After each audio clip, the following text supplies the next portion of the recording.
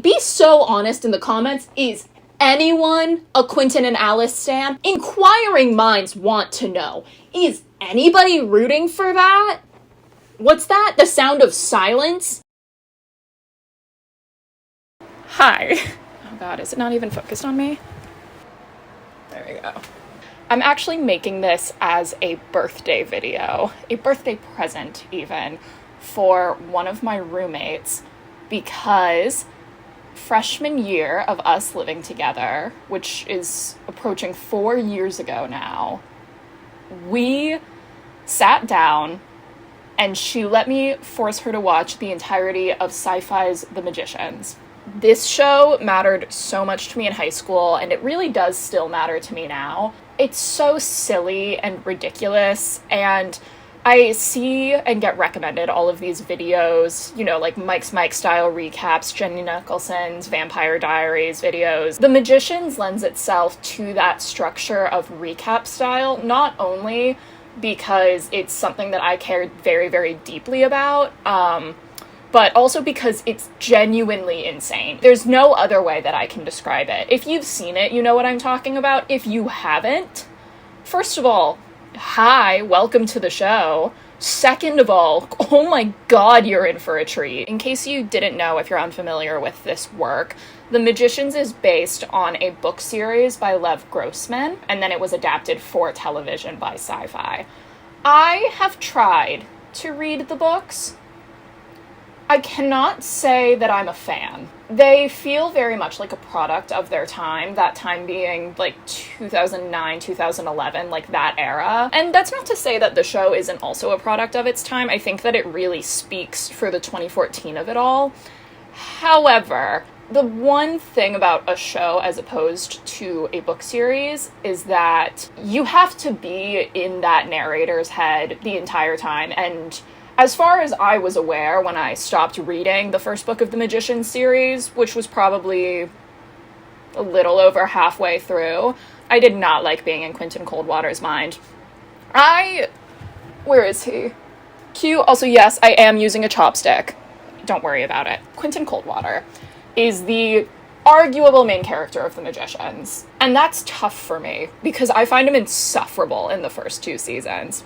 You can see a very distinct shift around season 3 and certainly by season 4. And oh my god, don't get me started on season 5. They start to kind of do whatever they want. And I do believe that that's because the showrunners made the executive decision to begin like moving away from the books. And if that's not why, if you have read the books and I'm wrong, whoopsie, doesn't mean I'm gonna read them. Sorry, this is where my notes are. They're on a Google Doc that is how many pages? 83 pages long. This is for 1 season. There's a lot that happens in this show. I also want to be clear, when I say that this is a quote unhinged recap of The Magicians, it's not because I'm punching it up. This is just what the show is like. And if you haven't seen the show, you don't believe me. And that's okay. I'd like to give you a little taste, though. A little, like, an appetizer for what I'm trying to explain. In season 5, Elliot goes on a FaceTime call with every single whale in the world at the same time because they're the only ones that can stop the moon from destroying the Earth and get him out of his time loop.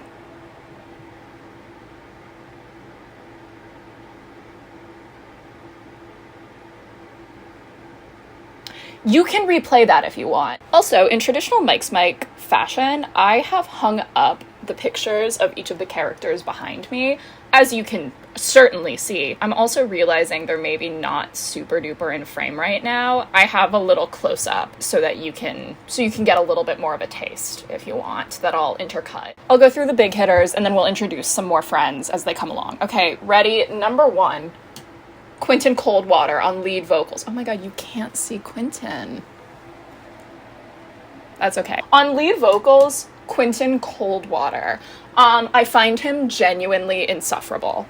If I could describe Quentin as quickly as humanly possible, I would say neckbeard, sad and wet, self-insert main character. Quentin Coldwater is as we speak, tying his hair up in a messy bun, looking at his blue orbs in the mirror, and going downstairs for his mother to sell him to One Direction. Again, I'm going to be blaming Lev Grossman entirely for that. Throughout the show, Quentin does actually morph into a character that I have a genuine and deep love for. Also, Hale Appleman. That's not Hale Appleman. That's Jason Ralph. Ooh, forget I said that. Jason Ralph, who was also in Marvelous Miss Maisel. Jason Ralph can act, y'all. Jason Ralph can act. A lot of people in this show are good actors, or at least good at being on this show. There are 2 standout stars, and I will be detailing them when they come up. If you go into this show and you can't stand Quentin, please continue watching. He has an amazing character arc. It ends abruptly and controversially, and if I ever recap that season, we'll talk about it. But as of right now, Quentin is sort of on my nemesis list. You'll be able to tell who my favorites are in this show based on how I describe them in this opening monologue. Speaking of my nemeses,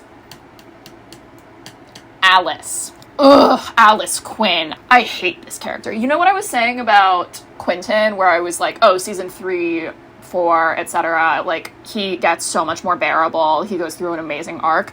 I cannot in good conscience say that Alice also does. This is nothing against this actress. Olivia Dudd is doing what she can. I hate Alice fundamentally as a character, and I don't think anything would ever change that for me except removing her from the entire cast. And they do. She gets an arc where she off for a week and she's just hanging out doing like other stuff, and it's the most likable Alice has ever been. Alice is Hermione Granger, not like other girls. I read books. I don't like purses. Again, probably a product of its time, very 2014, like peak not like other girls media. But I'm watching this in 2023. It's exhausting.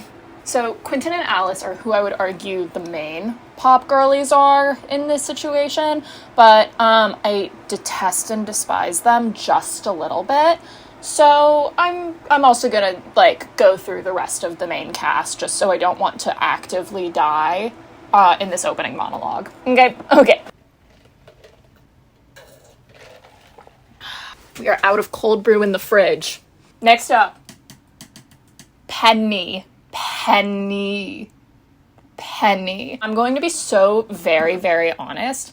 I did not realize how much I love Penny until I did this rewatch for this video. Also, captain of the struggle bus, co-captain with my other friend over here, but a captain nonetheless. Penny in the show is very, very different than Penny in the books was. Again, I did read the first half of the first book, so I have a slim base knowledge of that.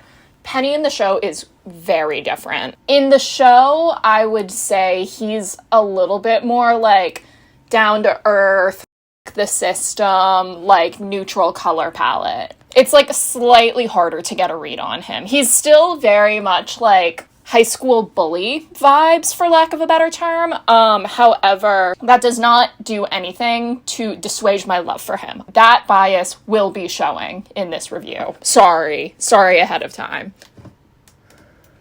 I did a cheeky little zoom out because I got nervous that the entire video was going to be out of focus. I'm new to this. I'm new to the camera. Whoopsie, my bad, whoopsie. Next to Penny, like diagonally next, we have Katie. Katie, oh, that's bestie. That is bestie to me. What people don't understand is that Katie is a character in this show. And I know that might seem like a strange thing to say because she gets the character posters, she's relevant to the plot, and yet the writers seem to forget about her until the last second every single season. It's so impressive. I am willing to bet that season 1 is the most airtime that we're ever gonna get for Katie, so please allow me to try to endear you to her as much as I can. Katie is tough, for the streets, leather jacket, combat boot. They put her in little atrocious outfits, and that's okay. Over here, Julia. Julia is book smart, childhood best friend of Quentin. That's just kind of her vibe. She's like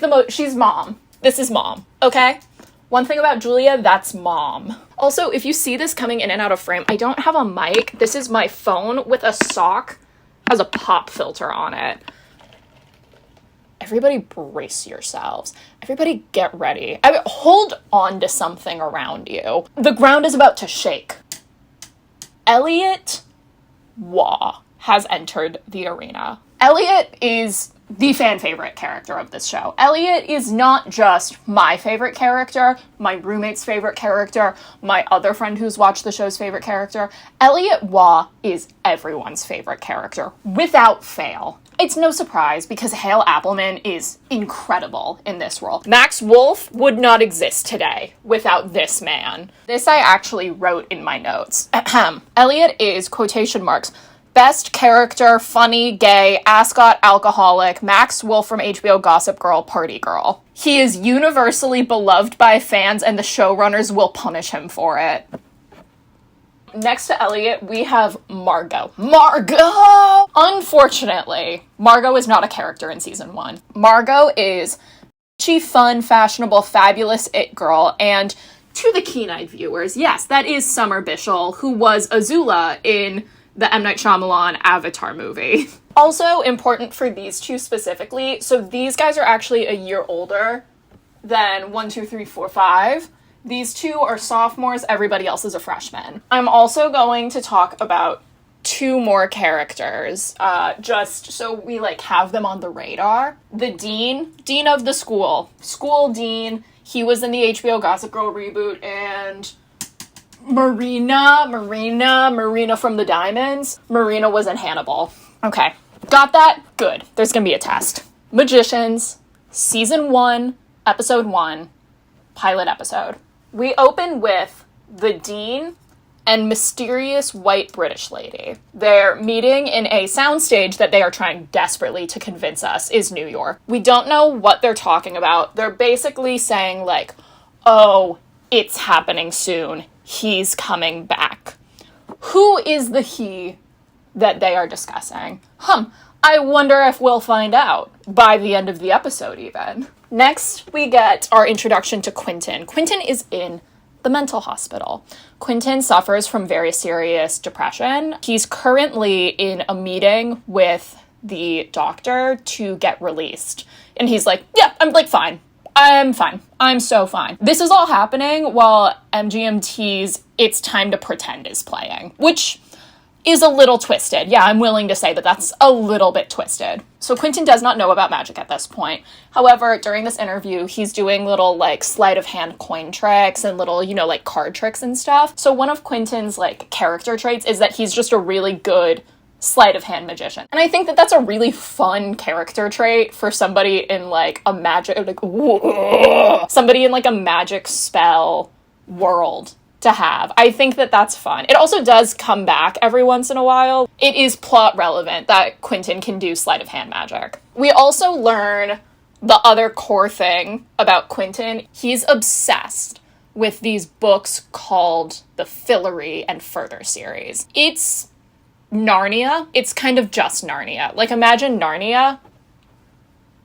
That's Fillory. There are 3 children in the Fillory and Further books. There's Jane, Martin, and Rupert, who did not make the board. Basically, it's these 3 children in World War II England, and they run away through a magical clock into this, magical fantasy world with, fabulous mythical creatures in it. Those were written by Christopher Plover. So, aforementioned, Quentin and Julia are childhood best friends. They have bonded over the Fillory books. That's why they became besties. However, Julia kind of moved on. She's very... We're adults now. We're applying to grad school. I'm going to Yale. I'm going to Yale. That's kind of her vibe. Meanwhile, Quentin is I love Fillory, but I'm kind of a nerd. Does anybody like Game of Thrones around here? So, Quentin and Julia are going to interview for Yale grad school. They go to this townhouse. They're going together for an interview, which seems strange to me, but I guess I don't know how grad school interviews go. They get to this townhouse and what's that? No one's there. However, what is there is the clock that the Chatwins go through in the Fillory books. It's a very specific clock. It has these 2 ram heads on it. So that's there at the townhouse that they went to interview at. And they look down, and what's also there? a body. And then boom, we get the best television intro of all time. Okay, Q and Julia still at the townhouse. Police have shown up, and white British lady also shows up. She's being a little bit weird, as is her prerogative. She stops Quentin on his way out, and she hands him a package. It is the unpublished 6th Fillory and Further book, which obviously Quentin starts freaking out about. He's so excited. However, this causes Quentin and Julia to get into a fight because she's like, blah, blah, blah, you're stuck in the past. And then Quentin is like, blah, blah, blah, all you want to do is move on. This is a recurring theme for these two characters. They love to argue. I like both of these characters. I do not like them when they're on screen together. Quentin is walking home, post-beef, World War beef, and papers start fluttering on the floor. So he starts chasing after them, and he ends up stepping through a portal. Remember, they're in New York, a soundstage that is posing as New York, but New York. And he goes from this incredibly, like, blue-tinted New York to this incredibly yellow-tinted, like, college campus. Bad color grading is a theme of this show. That is when Quentin meets Elliot. So Elliot is laying in the lawn of Brakebills University. That is the name of this grad school. Q is here to take a preliminary exam to get into Brakebills. He doesn't know what that means, but he's been magically transported to upstate New York, and he's been told that he's, like, getting a chance to get admittance to this school. Also, Julia is there. Throughout this little, like, montage, we also see Katie, Penny, Alice also taking the entrance exam. They're not really addressed yet, but, like, the camera kind of focuses on them, so we're like, oh, okay, important for later. You know how TV works? So they go to this exam hall, and they open these booklets, and they're blank. And Q is like, what is this a test for? And the dean is basically like, if you know, you know. And if you don't, you don't. Okay. So they open these booklets, and, like, the answers just, like, keep magically changing. And Quentin is like, well, get we ball, I guess. So post first round, they get, like, pushed out into this little entryway where they get to chat. Q and Julia catch up. They're like, oh my god, magic is real, I guess. That's crazy. They're catching up while they're waiting to do one-on-one interviews. It's basically to see if you have, like, magical aptitude. So Julia's first. Julia is denied. The guy that's, like, interviewing her is like, you don't have what it takes. You can't do magic. And she's like, no, I got what was going on. Like, I'm new to this, but I can do this. And he's like, no, you just can't. Anyway, we're gonna erase your memory. So basically, they're going to erase Julia's memory of all of magic. And because she's like, no, I want to remember that magic is straight up real, she takes a little ring and she stabs herself. Like, she starts, like, bleeding. She wants to give herself, like, something that'll, like, jog her memory later. Okay, she's quick on her feet, okay? One thing about Julia, she's quick on her feet. Okay, then Quentin review, if you will. The dean is basically like, okay, Quentin, do some magic. And he gives him a deck of cards. And Quentin starts, you know, like, Is this your card? Is this your card? Is this your card? and the dean is like, no! Do some magic. Basically, he keeps, like, prodding and poking him until finally Q just, like, rah, and, like, explodes. And the cards, like, burst into this, like, beautiful, like, levitation. And you're watching this and you go, wow, their CGI budget was $4 an episode. That's amazing. But it's lovely. It's lovely, isn't it? So Quentin gets in, Julia does not. Also, mostly unrelated, but kind of important, Quentin has a dream where he's in Fillory and Jane Chatwin shows up. Yep. So she's acting like a total freak, like a little freak, but what can you expect from a British woman? And she's like, beware the beast. Beware the beast, Quentin. Beware the beast. Okay. Julia wakes up back in her New York apartment. Spell worked for like half a second. She sees the little scar and she's like, nope, magic is real. One thing about Julia, an elephant never forgets. Quentin wakes up. he meets his roommate, Penny, my best friend. These two do not like each other. They do not fuck with each other at all. Because this is Game of Thrones neckbeard, and this is my best friend. So Q starts walking around. He sees Elliot, who is with Margot. These two besties. Best besties. And they basically adopt Quentin. They're like, you are going to be our cutesy little pet project. We love you. I don't know if you've ever been in school ever, but when an upperclassman adopts an underclassman, yeah, that's real. That's real. They give him a little tour of the school, and they do some exposition for him and therefore us, the audience. The freshmen all live in dorms until they are assigned their specialty. I will now read what the possible specialties are. There are physical kids, which is telekinesis. I don't know if it is just the most, like, popular in general one, or if it's just the one that all of the characters in the show are, but Margot and Elliot, physical kids. Quentin will end up being a physical kid. Katie is a physical kid. Alice is a subsect of physical kids. There's illusion magic, which I think maybe everyone can just do anyway. There's healing magic, which I'm not going to lie. If I found out magic was real and then I got magically assigned to be a doctor for the rest of my life, I would literally rather not have it. There's nature magic, which, sure, self-explanatory. There's my favorite one, knowledge. Like, whatever that means. They're book smart, okay? I think that, like, the idea behind the knowledge denomination is, like, they are the ones that make the spells, but it is not necessarily explained. And then there's the psychics. Penny is a psychic. We also get very important lore. Something happened to the third year class, and nobody really knows what.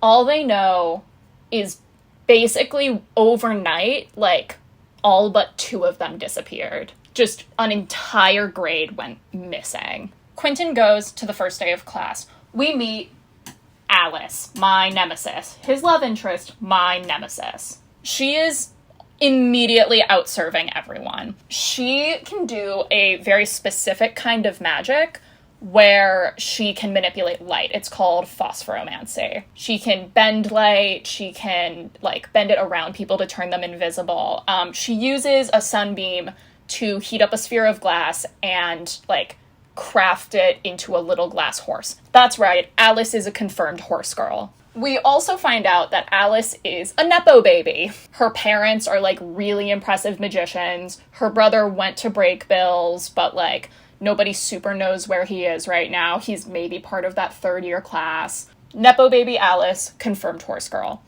And then we also get flirty vibes between Penny and Katie. Immediately, they are my favorites. Not even just flirty vibes, that's, like, putting it very lightly.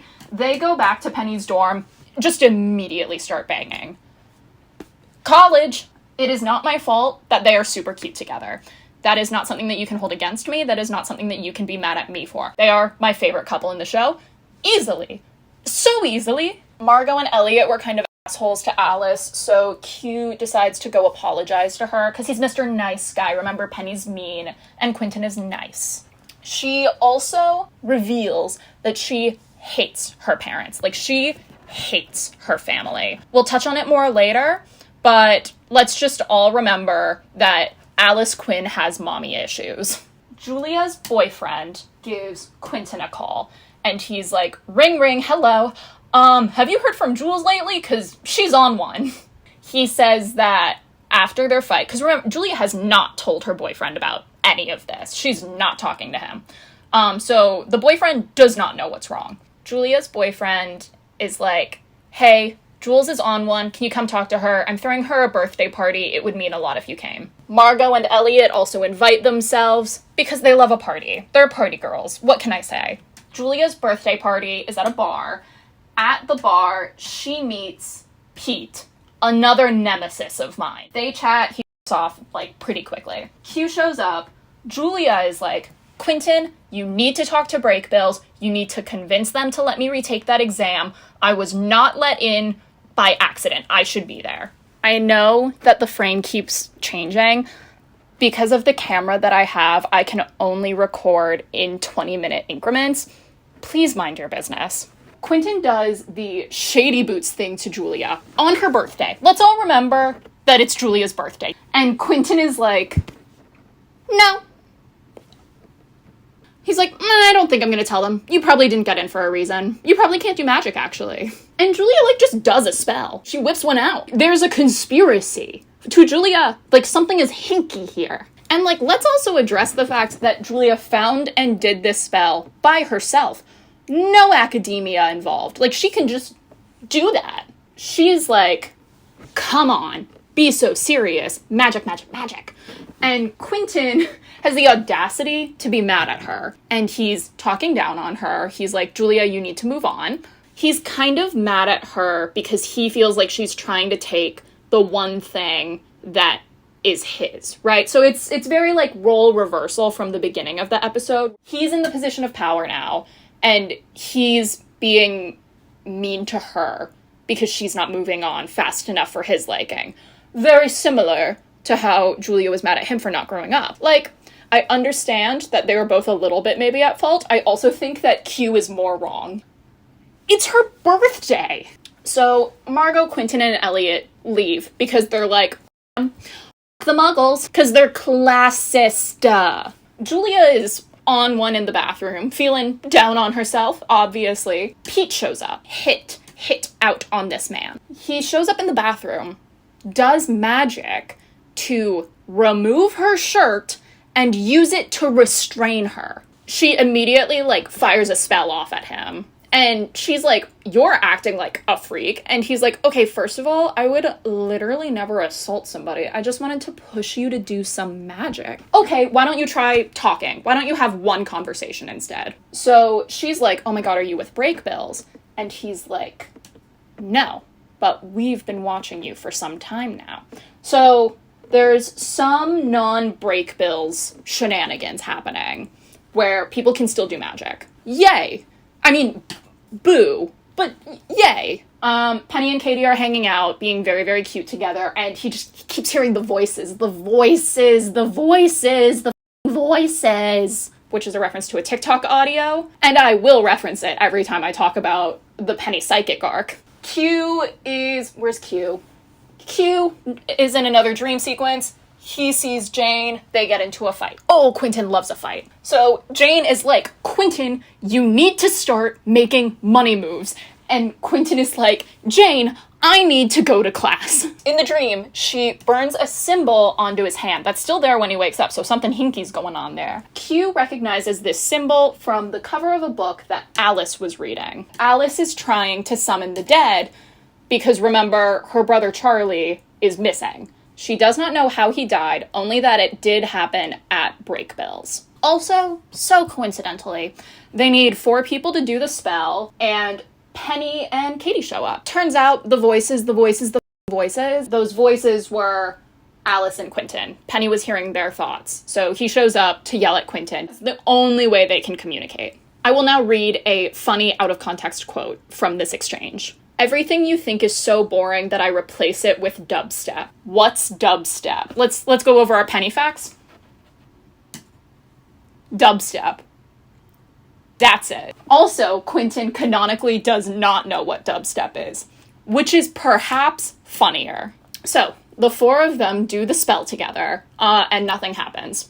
They're like, well, that was a bust. As they're, like, packing up and leaving, there's a mirror in the room that they were doing that spell, and they were doing it in a classroom just after hours. In that mirror, it, like, gets foggy, and then some invisible hand draws a little smiley face. So something happened. They got through to something. This is its own bullet point. Pete takes Julia to a warehouse. That's it. Quentin, Alice, Penny, Katie are in class. In the same classroom that they were doing that spell in last night. Quentin is spinning a little coin on his desk while the teacher is lecturing, and then boom. Everything freezes, including the coin. Their eyes are the only thing that can move, which is so spooky, so scary, okay? Like, when everyone's like, love that. So that mirror that the little smiley face was on the night before, moths start to fly out of it, out of the mirror, like it's a door. And then out steps a man in a gray suit with a cloud of moths covering his head. Is he in frame? He's not. This is the Beast. I will do the insert thing. The man in the gray suit with the moths has 6 fingers. So he can do sicko mode magic. I didn't explain it earlier, but basically the way they show spells being cast as opposed to like wands or just like little snaps, they do like little shapes, like voguing-ish. I believe I once read that the magician's creative team actually hired a professional dancer to come up and like conceptualize what all of the spells look like. It's a dancer that specializes in a form of hip-hop adjacent arm heavy movement called tutting, which involves like a lot of like very short hand motions. A guy that has 6 fingers can do shit that nobody else can. So Mr. Six Fingers does a spell, the teacher drops dead. Then, all of a sudden, the dean sprints into the room to try and like stop this. The Beast turns, snaps his finger, freezes the dean, does like this. The dean's hands break, both of them. The dean cannot do magic anymore.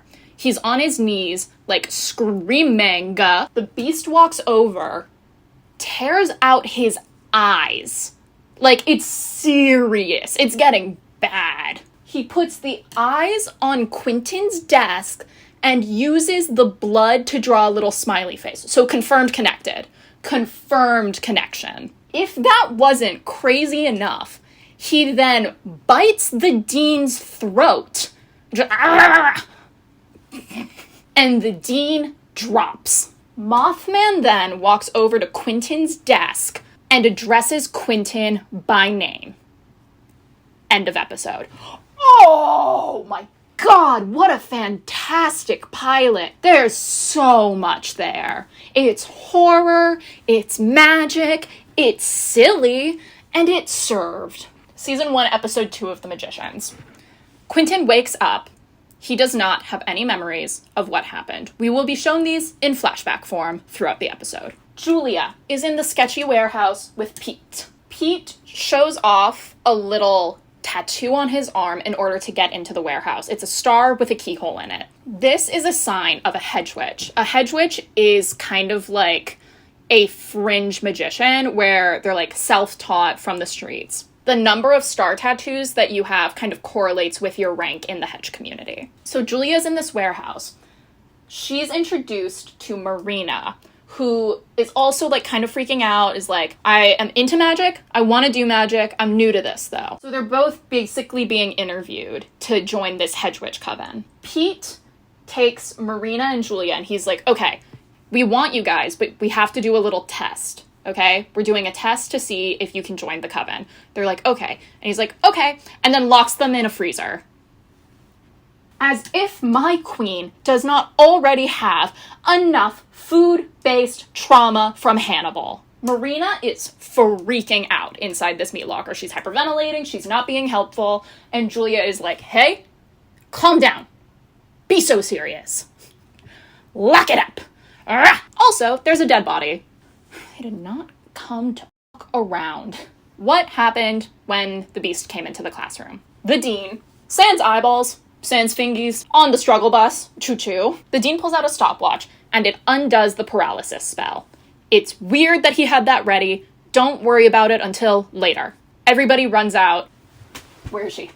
Katie. On her way out, Katie does something called battle magic. It is a dumb name for essentially magic gun. It is suspicious that Katie knows how to do battle magic because attack spells are banned from being taught in academia because they're too dangerous. So nobody knows how Katie knows how to do that. So Katie lands a few blows on the Beast, and then Alice pulls out some hands, pushes the Beast back through the mirror, which Penny runs up and smashes with a chair. So they're good, okay? They got him out. Breakbills announces that due to the beastification, they will be re-upping their wards. Their wards are just to make sure that nobody who's not supposed to be on campus can get there. Quentin is freaking out. Quentin is freaking out because in his brain, they're the ones that summoned the beast. And if Brakebills is like going through and clearing house and taking this threat very seriously, he's worried he's going to get kicked out of magic college, which is maybe his only reason for wanting to live right now. Elliot and Margot take Alice and Quentin to the physical kids' cottage. Say that 5 times fast. This is where the entire budget for the show went. It is a beautiful set.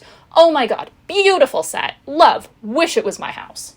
It's also so funny to me that, like, everybody else at this school also thinks that Margot and Elliot are really annoying. Like, they can throw parties, but they're really f***ing obnoxious. I find that so funny. What a fun character detail. We also get a fun little lore reveal from Elliot that I think kind of defines his characterization in the show. So, fun fact about Elliot, he's actually killed somebody before. The reason he found out he had magic was because when he was 14, he had a childhood bully who he telepathically shoved in front of a bus and killed him. Which is heavy and some bullshit that a freshman high school man would do 100%. We also get the quote that is arguably the central idea of the show: magic doesn't come from talent, it comes from pain. This idea that you can work really, really hard at magic, but at the end of the day, like, it is the pain and emotion that will push it out of you. Yeah, keep that one locked up for later. We also get a little bit of bonding between Alice and Margot. It's cute. It doesn't matter that much, but I just kind of like it whenever any of the characters get to be friends with each other, because boy does it happen infrequently. We actually find out that Alice wasn't supposed to take the entrance exam at Brakebills. She broke in to Brakebills. It's so stupid. She broke in to take it so that she could figure out what happened to Charlie. Quentin tells Alice about his recurring Fillory dreams. They have minute flirty vibes.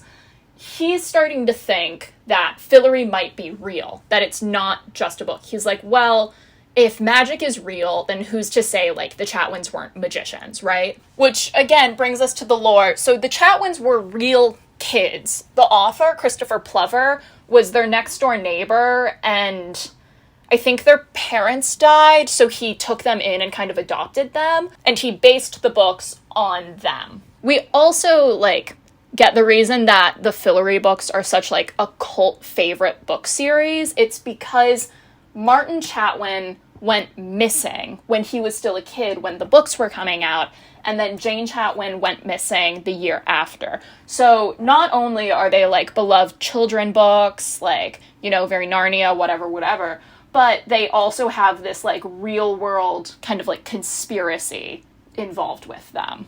Let's see, Penny is still on his the voices. He's threatening to leave school, and Katie is like, no, don't, please. She speaks in riddles. Penny confides in Katie that he's been hearing one particular voice louder than everybody else's. There was a voice in his head that taught him how to do magic. It was his childhood imaginary friend, whatever, and he thought it was just, like, something in his head, but he now recognizes that voice. It's the Beast. So the Beast has been inside Penny's head since he was a kid. So Katie is like, okay, if you want to leave, that's fine, I'm not going to stop you, but let's, like, go out with a bang, like, help me do this, like, one thing, right? So she takes him to the physical kids' cottage. We love a bottle episode, guys. Katie uses Penny to steal a book from the physical kids' cottage. Julia and Marina break out of the meat locker. It doesn't super matter how, but basically Julia was, like, thinking on her feet, able to do magic. She was the one who really carried that assignment. So they get out, and twist, Marina is actually the leader of this hedge witch coven, not Pete. Marina was pretending to be this, like, scared little girl so she could be in the room with Julia and, like, see if, like, she had what it took. And Marina is impressed. Marina is like, you nailed it. Oh my god, obsessed with you, love your vibe. So they're basically like, okay, meet us here tomorrow, like, we'll get to work. These two are like, we gotta go though, we're meeting someone in the car. They leave the Hedgewitch warehouse, go out to the car. Who's in the car? Katie. Katie gives Marina the book that she stole from the physical kids cottage at Breakbills. So these two are working together in some capacity. It's also alluded to that Marina has some sort of blackmail on Katie. So this isn't like a mutually beneficial thing. This is like Marina is forcing Katie to do this thing. But we don't know what the blackmail is. Breakbills is bringing everyone in for questioning about the whole beast thing. Penny snitches on only Quentin, which is really funny to me. Because remember, Katie was there, Alice was there, Penny was also there, and he's like, I think it was only Quentin. Only Quentin did this. So Quentin is the one that's taking the fall for this, and he's getting kicked out of Breakbills. This is episode 2. I wonder if he's gonna stay. On his way out, Quentin calls Julia, and he gets voicemail, but he basically apologizes for being such a total wad on her birthday. On her birthday! Never gonna let that one go. He apologizes to Julia. He's like, hey, I'm sorry, I was an asshole. And like, am I happy he's apologizing? Yes. Is it suspicious that it's only when he's going through what she went through? Yeah. Yeah, it is. Quentin is going to a specialist who's going to wipe his memory, and it's Eliza, the white British lady. Eliza is like, oi! So Quentin is like, you gave me the 6th Fillory book. How did you get that? She's like, tee-hee-hee. And then he just straight up asks her, he goes, is Fillory real? And she's like really cagey about it. Like she's not giving him any direct answers. And then she also just reads him to filth for being entirely unremarkable. Go off, queen, I guess. She also tells Quentin that she's seen and dreamed of Fillory before, and she's also interacted with the beast before, so there's like something there. She also says that she's actually not going to wipe his mind, she's going to keep him at Breakbills, she's going to stick her neck out for him, and that everything is connected.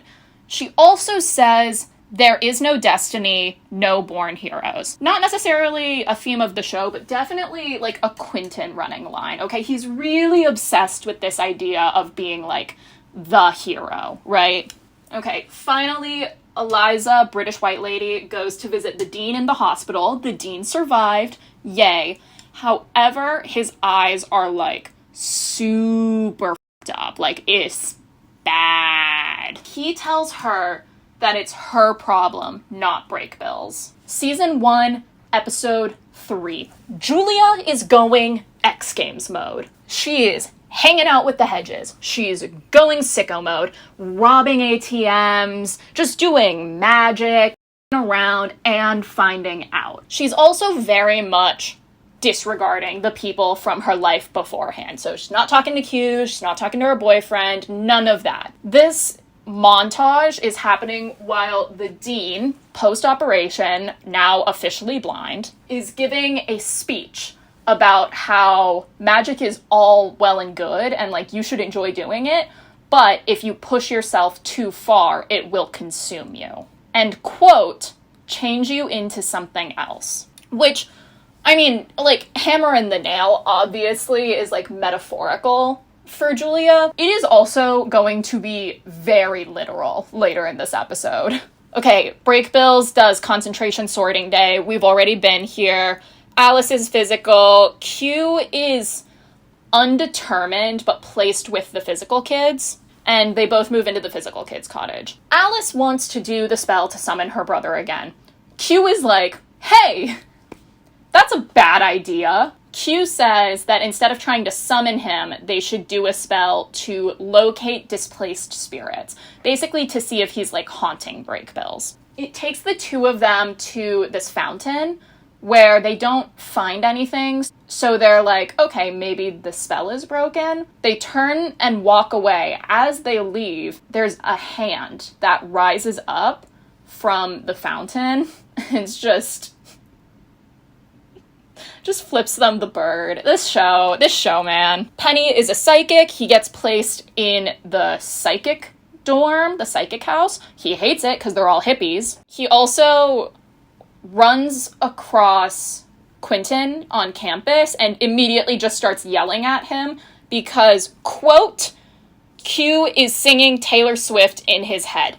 That's right. Our 2 Quentin facts: does not know what dubstep is, massive Taylor Swift fan. This is post Shake It Off for the Swifties in the audience. I believe that is the 1989 album. I could be wrong. I cannot count myself among your ranks, but I do respect your grind.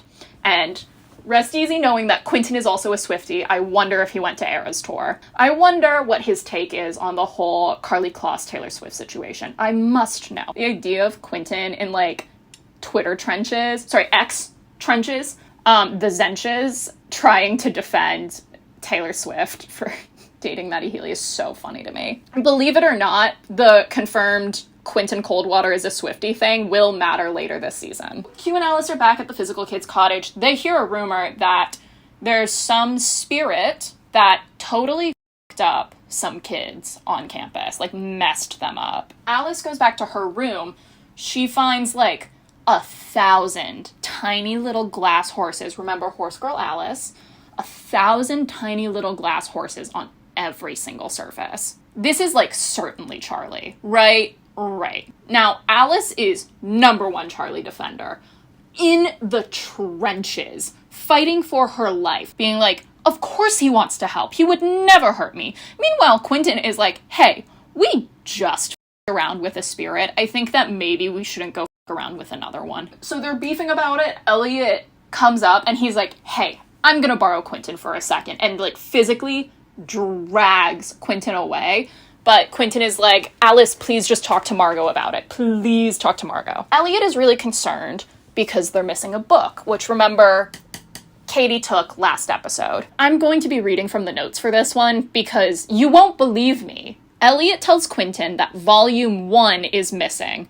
Volume 2, a book, starts flying around the cottage in search of Volume 1. Turns out they're mates. That's right. These books are f***ing. Elliot is basically like, Q, you need to come with me. We're gonna set the book loose, and it's just gonna lead us to where Volume 1 is. So they go, it takes them to the Hedge Witch compound, the Hedge Witch warehouse, where Julia and Marina are. I thought I'd been recording for the past 20 minutes, and I wasn't. So if I'm a little bit under-enthused, just because I just read all of this. Q and Elliot, they follow this flying book. It takes them to the Hedge Witch warehouse. Katie, Julia, Marina, Pete are at. It takes them to the Hedge Witch warehouse. Immediately the books start f***ing. Yeah, you heard me right. The books start doing it nasty style in the Hedge Witch warehouse. Elliot is exceptionally rude. Oh my god, Elliot is an asshole to the Hedge Witches. And like, again, the Hedge Witches are very much framed as, like, the street smart, scrappy, like, down on their luck, versus the Breakbills is, like, high academic, classist, book smart. It is a classist rivalry.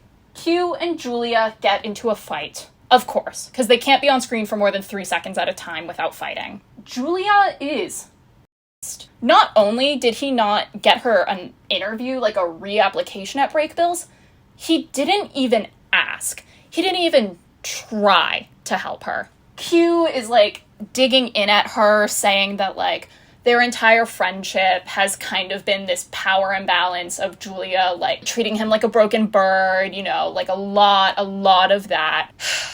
And then we get my least favorite trope. You knew how I felt about you. We were rooting for you. We were all rooting for you. That's right. Quentin Coldwater was in love with Julia. Who moved? Who clapped? I'm sorry, did anyone make any noise? No. No clicks, no views, no engagement. Even beyond the, like, Breakbills of it all, he's mad at her for not knowing how he felt about her, for having the audacity to not be in love with him back. It is unfair.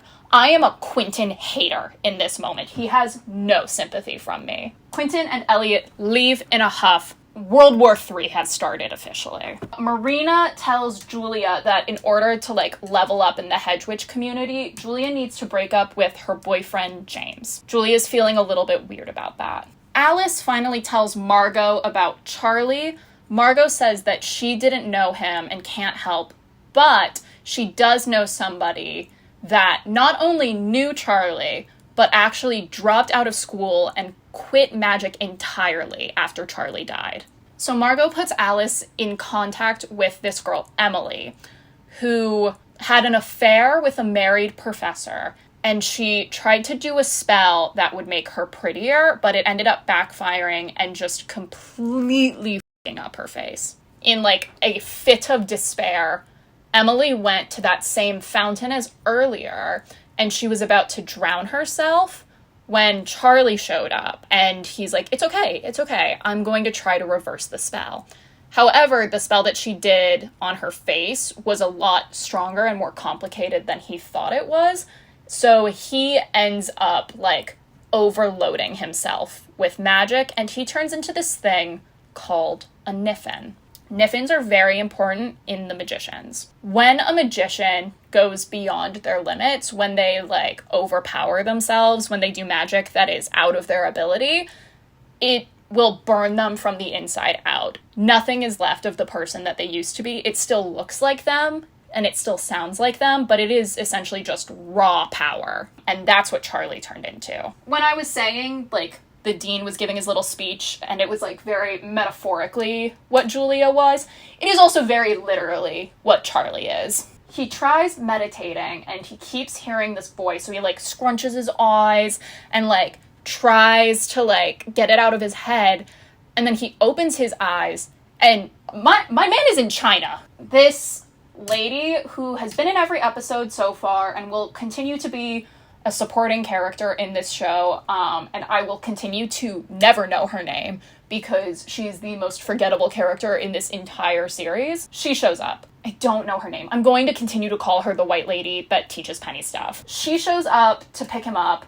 She tells him that he's not just a psychic, he's this thing called a traveler. If psychics are, like, really rare, travelers are 1 in a million. Not only can he hear people's thoughts, he can teleport. So Charlie's trying to kill Alice, capital K. Quentin shows up, and against her wishes, does this spell that binds Charlie to a wooden box, which effectively kills him. These two start to fight about it. Because remember, this is the only reason that Alice went to Breakbills. She could not care less about learning more about magic. She kind of hates magic. Well, she was going to die. At the end of the day, like, Charlie was going to kill her, and she is delusional for thinking that he wasn't. So they're fighting about it.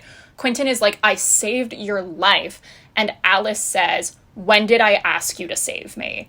Which, first of all, is the same thing that Q was getting mad at Julia for. Like, when did I ask you to save me? When did I ask you to save me? It's just a lot of that. But it does feed back into Quentin's savior complex, and not even, like, savior, but, like, wishful savior. Like, he wants to be the hero of this, like, epic story so badly. Alice decides to leave Breakbills post Charlie in the lake gate. Julia gets home. Remember, Marina wants her to break up with her boyfriend. Break up with your boyfriend, yeah. But she chickens out at the last minute. Instead, she tells her boyfriend James that the reason that she's been really off and MIA lately is that she's actually addicted to drugs. Narratively, it is how Hedge Witch magic is framed in The Magicians. It is very, very much likened to, like, drugs and, like, the seedy underbelly of the city. So I understand, like, narratively and symbolically, like, why that was the excuse.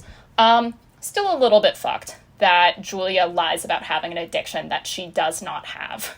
Okay, season 1, episode 4, possibly my least favorite in the season, maybe even the series. However, it is really important for every interaction that Julia and Quentin have moving forward, so we will be covering it. Quentin wakes up at the beginning of the episode in a mental hospital. The same one that he was at the very beginning of the series. Not only is he in this mental hospital, he keeps seeing, like, Alice, Elliot, all of these people just running around in what I would argue is an unkind depiction of mental illness. So basically the pitch of this episode is like, what if everything in Breakbills was a dream?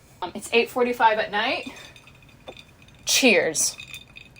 Julia comes to visit Quentin in the hospital. She's doing great. She's like, I'm at Yale. I'm chilling. I love my boyfriend. I'm so sorry that you're here. And Quentin is like, no, Julia, like, you were there. You were at Breakbills. You know what's up. Like, I know you do. And he does a little spell to do fireworks for her. And she's like, Quentin, I can't see the fireworks. So she turns to go, and Quentin's like about to let her, and then he goes, wait a minute. I didn't say that those were fireworks, meaning that she did see them.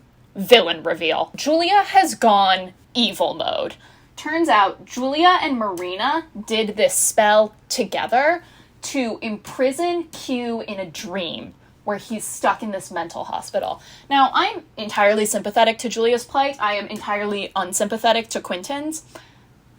However, I do think that it is twisted to put him there. I think that it's a bridge too far. Julia does very unsympathetic actions, but you always understand and sympathize for her reasons. Do you know what I mean? Like, the actions that she takes are undoubtedly evil and not things that I would necessarily agree with, condone, I even say, like, this was warranted. But every reason that she has, I am like, I understand you and I sympathize with you. Julia is an unironically incredible character, a very, very nuanced character, and I've never met anybody who has the same take on Julia. Everybody has a different stance on her. She's very, very complicated, very, very morally gray. I really, really, really love Julia in the first couple of seasons. So, Julia's like, bye, bitch. Q knows he's stuck in a dream sequence. And who do we know on this board who can contact people in their dreams, namely Quentin, even? Penny. Quentin starts, and I wish I was joking, shouting Shake It Off by Taylor Swift at full volume. God bless Jason Ralph. He cannot sing. He can't sing, and the showrunners know it. Penny pops into his head, and he's like, oh my god, would you please shut the fuck up? And Quentin is like, no, hold on. I'm here against my will. I was trying to get your attention. Can you please contact somebody that can, like, reverse the spell? And Penny is like, fine, whatever, sure. Julia's back in the real world with Marina, chatting to her. She's like, hey, you didn't tell me that Quentin might be stuck there forever. I thought this was like a, oh, funny prank. This is, like, serious. This is basically killing him. She put her best friend in a coma, her childhood best friend. And she didn't mean to. She meant to put him in, like, a sinister nap. Marina, on the other hand, is like, fuck if I care. Let's go. Let's ride. I know she listens to Charlie XCX. Penny goes to get the Goober Gang, as well as the Dean. The Dean is like, we can fix this, but we're gonna have to bring down the wards on Breakbills in order to perform the spell that would rescue Quentin. Turns out, Marina knew that when she was putting this little plot together. Her end goal wasn't to, like, help Julia fuck over Quentin. Her end goal was to get into Breakbills. So she brings Julia, and she's like, let's fucking rob this place. My girl is making money moves. They're playing checkers, she's playing chess. So, Marina and Julia go to Breakbills. They go to the dean's office. Turns out, Marina used to be a Breakbills student. That's why she's so obsessed with stealing from them. So she used to be a Breakbills student, and then she got kicked out because she was going sicko mode because it's Marina. And they took all of her memories of all of the spells that she learned there. So her end goal was to go back and steal back her memories, which I think is interesting because, like, it's what Julia went through too, you know? Like, she also got kicked out of Breakbills. She has a bone to pick with them. They are two sides of a penny to me. A penny? They're two sides of the same coin. So they're robbing the place. Julia is like, I need to go help Quentin. I can tell them what spell it was. Marina is like, don't you dare. Julia is like, he's my best friend. So Julia runs to the physical kids' cottage. They're all around comatose Q. Julia is like, this was the spell. I can give you the spell. Like, please save him. Like, I'm so sorry. Please save him. It was a little bit too late, but it was a valiant effort. So Q starts to wake up. The thing that the dean did worked. Julia dips before he wakes up. She's not ready to confront him. She just wanted to make sure he wasn't dead. Q wakes up. The dean immediately is like, Somebody get this man Brandy stat. Julia goes back to the Hedge Witch warehouse to go to Marina, and she's like, listen, I'm sorry, but you didn't tell me, like, what your plan was. You didn't tell me that this might have killed him. Like, I feel like we're even. Marina's like, fuck no, we're not even. Oh, absolutely not. And she grabs Julia's arm, where all the little Hedge Witch tattoos are, and she burns them off. Season 1, episode 5, arguably filler. I believe that this was a book thing, and that's why they carried it over. I also think that the outfits are fun. Julia tries to break back into the warehouse, the Hedge Witch warehouse, to steal some of the spells that she helped Marina get from Breakbills, because she's like, okay, I'm not allowed back in the Hedge Witches? Sure, whatever. I'm entitled to those spells. I helped you steal them. Marina is like, you mean you helped me steal them? I would literally kill you if I could. Let me at her, actually. Let me at her. It does not work, obviously. Alice has been MIA from Breakbills for a while. She's currently living on a farm with somebody who I believe she refers to as Genji or Gengi. It's written with a J.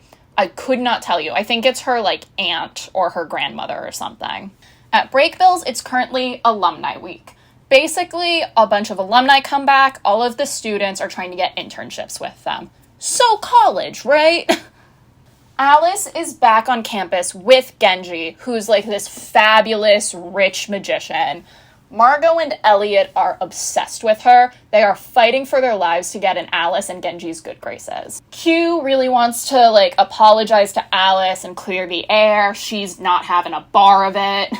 Penny, once again, hearing the voices. The voices! Penny gets automatically paired with Stanley, Old Man Stan, as I will begin to refer to him as, who is also a traveler. Stanley is a traveler, but he's very anti-traveling. He sees it as a very, very dangerous thing because he lost his leg when he accidentally went to Mount Everest. He tells Penny that there's a tattoo that he can get that basically makes it so that he can only astral project. He can't actually go anywhere. He can just, like, see anywhere, okay? Also, very important to me, in this scene, we get confirmation that Penny is a Pisces.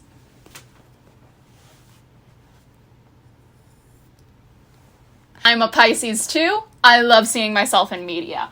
I love him. I love him, I love him, I love him, I love him. I cast a spell on you. Quentin gets news that his father is sick, so he goes home. Turns out, his dad has brain cancer. His dad being sick does not necessarily have good repercussions on Quentin's mental state, so that's fun. He also finds out that his dad is having a very nihilist reaction to this. He's not taking any medication. He's not really trying to fight it. Quentin's dad also shows him these little model airplanes that they would build together, and he drops the line, sometimes trying to fix things only makes it worse. This is not important in this season. This is like a season 4 thing, I believe. Julia is trying to keep up appearances for her boy toy, but she is also going straight up crazy. Again, hedge witch magic is very likened to drug usage, and Julia has effectively quit cold turkey. She's trying to do magic on her own. It's going awfully. She starts an invisible fire in her own house. Pete basically comes to try and, like, make sure that she's doing okay, and they end up sleeping together. Ugh! When will I know peace from this character? They sleep together, and Julia is like, okay, now give me information on other hedge witch houses. So it's not explicitly transactional, and it's almost implied that Pete doesn't want to give her the information because she slept with him. It is also a transactional thing. She slept with him to get information from it, and he gave some to her because she slept with him. Fuck this man. He gives her a lead on some other hedge witches, but she goes to their bases, and they are, like, eons behind Marina. Marina is, like, head in charge. Everybody else is, like, making clouds. Q is back at Breakbills. He goes to a mentor who is a healing magician, and he's like, hey, can we fix brain cancer? She tells him that, like, if magicians could solve brain cancer, of course they would have already. Something like that would take an insane amount of energy, arguably a Niffin amount of energy. We also get introduced to this universe's Quidditch, the fun little magic game. This is a Margot thing. Margot is their Welters captain. Welters is the name of the game. Basically, you get randomly assigned a challenge that must be solved with magic. There are, like, more rules, probably. They're definitely not explained in the show. The match itself does not super matter. All you need to know is that Quentin eats them up. He also got a little bit of an assist from Alice. So these two, there's, like, still something there. Margot and Q are talking after the Welters competition. And Q was like, I didn't even know I could do something like that. I didn't even know that I, like, had that in me. And Margot reminds him that the strongest magic comes from pain. And he's going through it. Fun out-of-context line. When Margot says that, Quentin goes, what kind of system is that? Why can't it run on love or cocaine or something like that? I agree, Quentin. I agree. I wish it could run on cocaine. Penny astral projects to one of the voices that he's been hearing. This one girl has been in his noggin non-stop. He astral projects to where... He astral projects to wherever it was that he was hearing her. He doesn't know where it is. It's in a musty, crusty, dusty dungeon that's, like, really damp, really wet, super overgrown, and there's a crest in there that has 2 ram heads on it.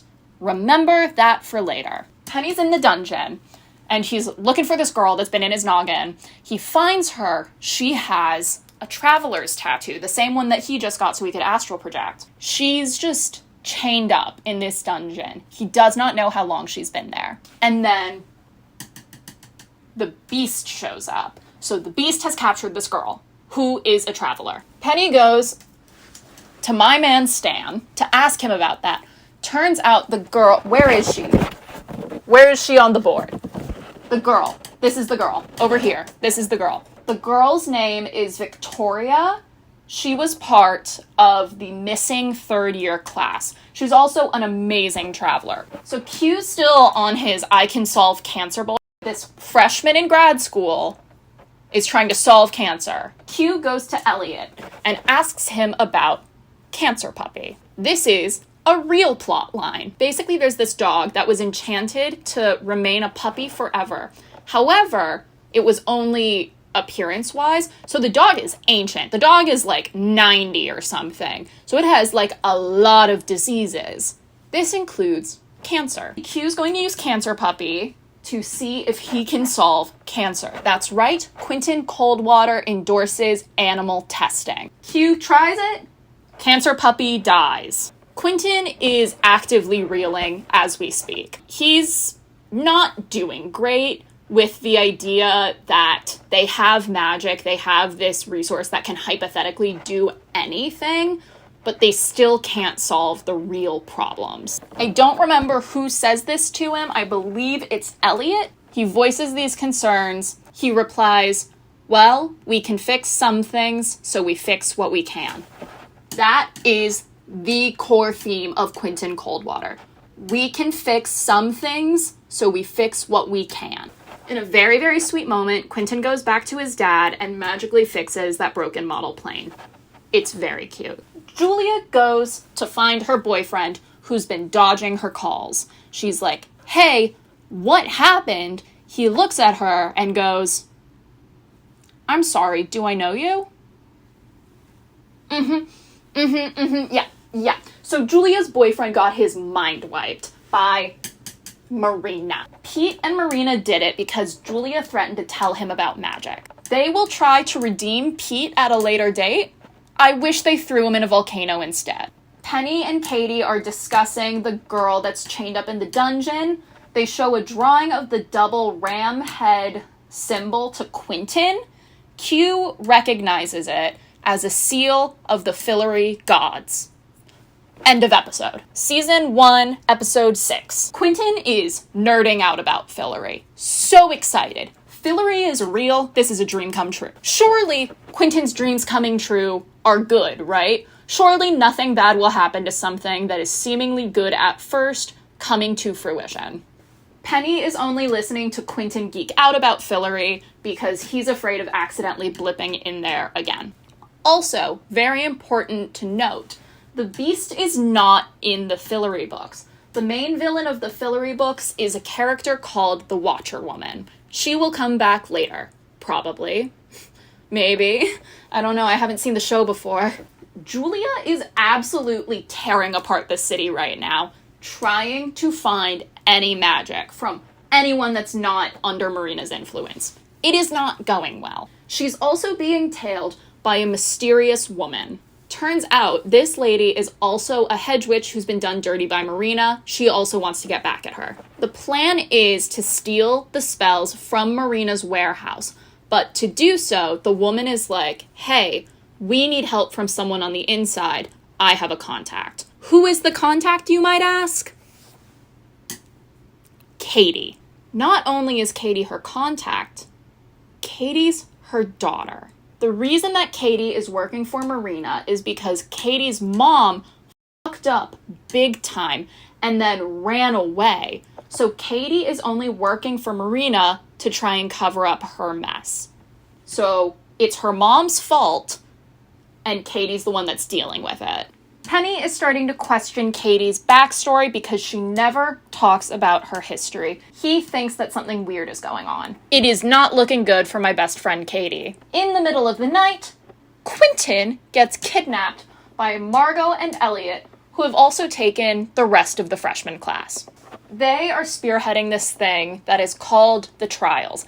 It's basically a combination of hazing and freshman midterms. They're going to go through a series of challenges, and every time that you fail, you immediately get expelled from break bills. Stakes are high, okay? The first trial, Quentin and Penny are in a group with this other guy.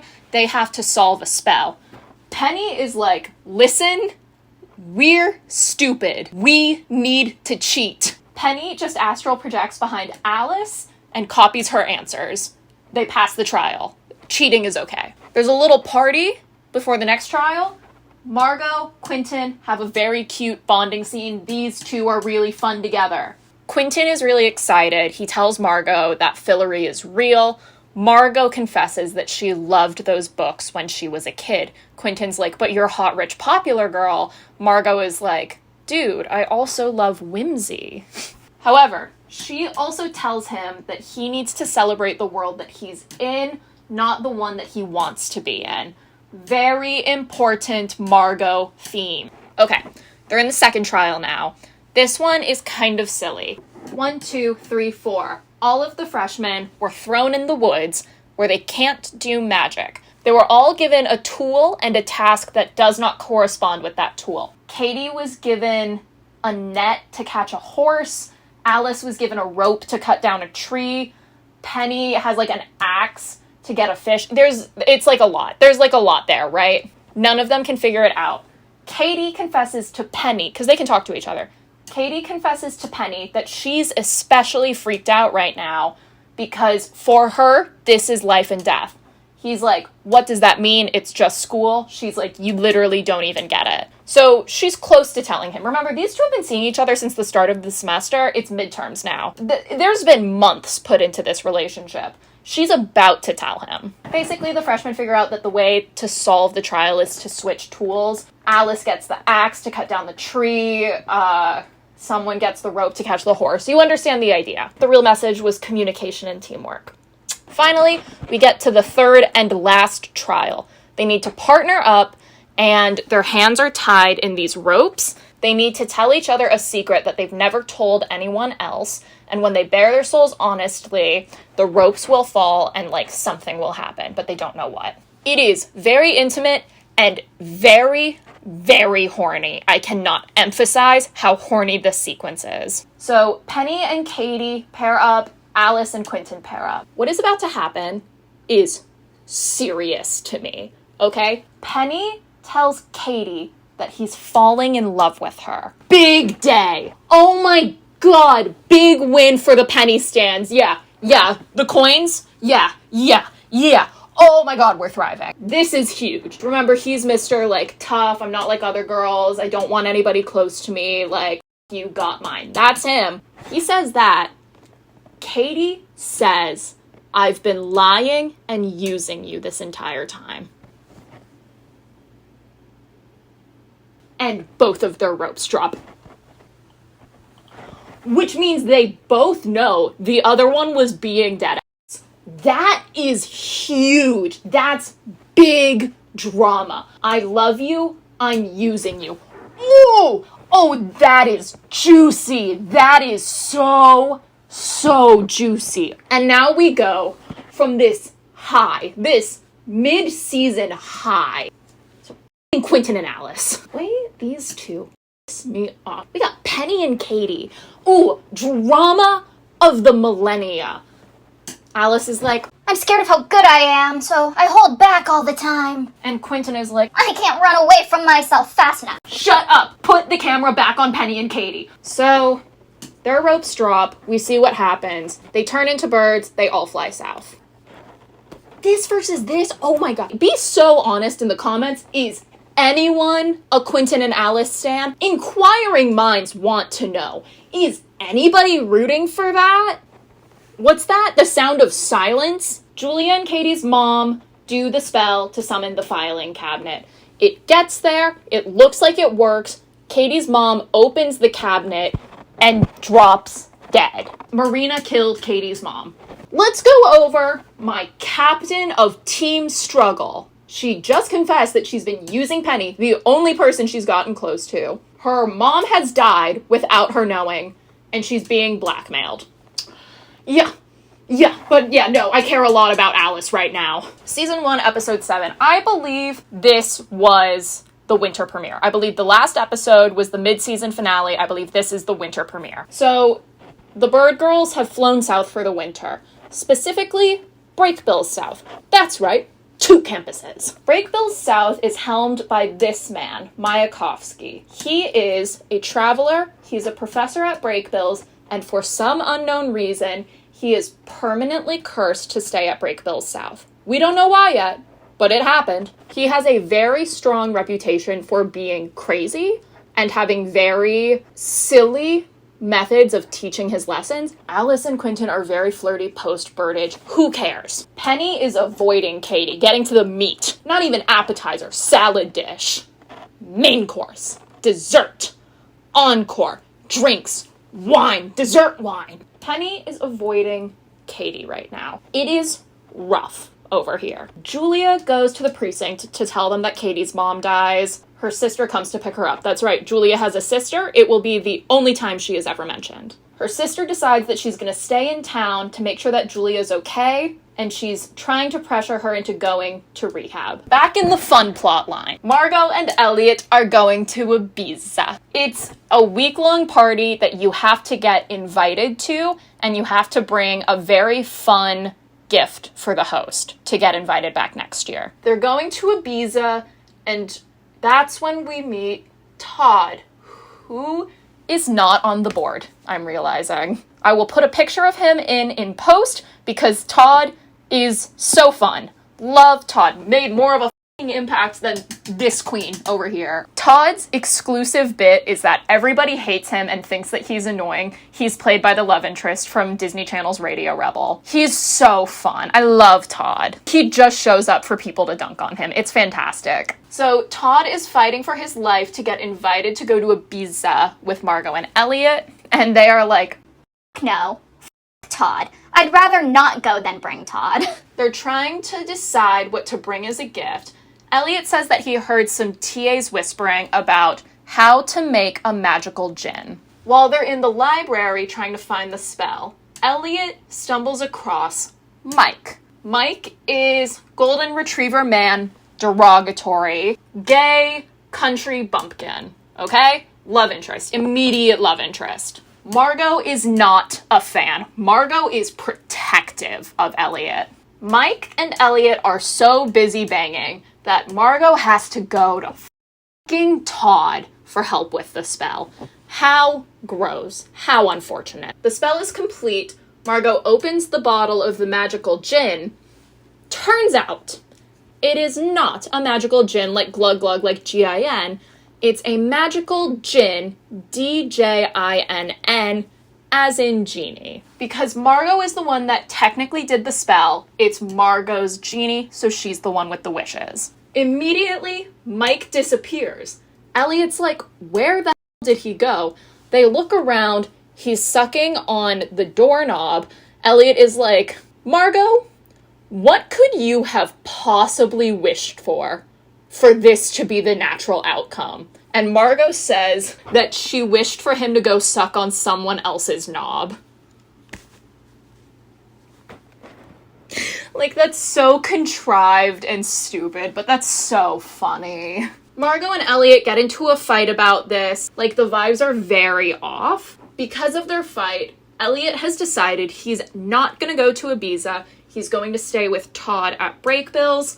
Margot is going to bring Todd in his... Did I say Todd? Elliot's staying with Mike at Breakbills. Because Elliot's no longer going, Margot decides to bring Todd. They do kind of make up. They do this fun little spin because they're like so glam and camp. This is also when we get the first instance of Elliot using the nickname for Margot, Bambi.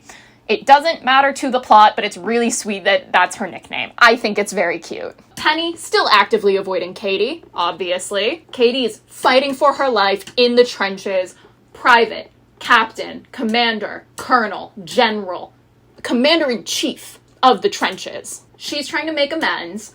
Alice and Quentin finally kiss. Who cares? Mayakovsky pulls Penny aside to talk about traveling. Basically, Mayakovsky is the opposite stance as Stan. He chews Penny out for getting the astral projection tattoo, and he says, no, don't astral project. You're totally limiting yourself. Get rid of the tattoo. I'm going to show you how to travel safely. Mayakovsky coming in with the dub. Okay. Everybody take a breath.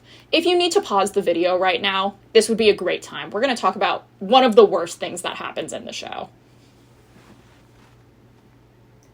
Alice and Quentin turn into foxes and Mayakovsky has them do transformation magic, like the bird thing. They turn into foxes, they go out into a snowstorm, and they do the nasty.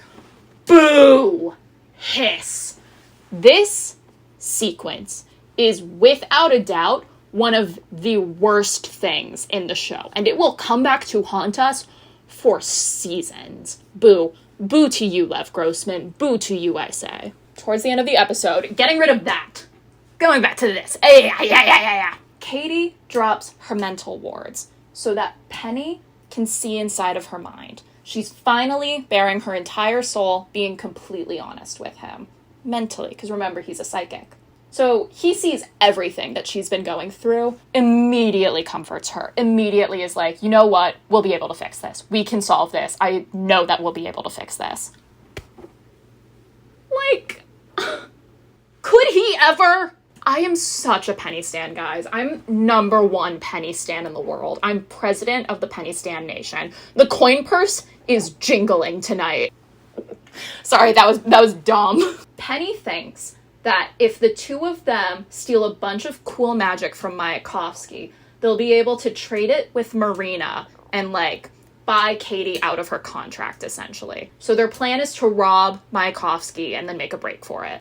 Penny goes to steal the stuff, but Mayakovsky catches Katie in the front room while she's waiting for Penny to get back. Turns out Mayakovsky read Katie's thoughts when she dropped her words for Penny. So he also knows everything that Katie's been going through. Big drama. Amazing drama. Mayakovsky also tells Katie that her mother has died. This is a double-edged sword. So, Katie is now free of Marina because she's not paying off her mom's debt. However, Breakbills also knows everything. Mayakovsky tells her that Breakbills will not be forgiving to her. Like, she's probably gonna get a lot worse than expelled over this. He also says that she deserves better than their punishment. Mayakovsky, real one. The system. Thank you, Mayakovsky. However, he also acknowledges that Penny needs Breakbills, specifically his teaching, but Breakbills as an institution, because Penny can't control the traveling. He needs to learn how to control it. So Penny can't leave, but Katie can't stay. Oh my God, amazing writing. Are you kidding me? That's juicy. That's fantastic. Mayakovsky says that asking Penny to leave with her, and he would leave with her if she asked, asking Penny to leave with her would essentially be condoning him to death. She decides that she's going to save Penny by running away without him. She leaves a note that says, "Forget me," and splits. That's so good. These two. Yes! Penny and Katie are my favorite relationship in The Magicians. Easy, hands down, not even a contest. At the very end of the episode, Elliot and Mike are in bed together. Mike's eyes open. They are a very scary shade of blue. He goes over to a mirror. A blue moth lands on them.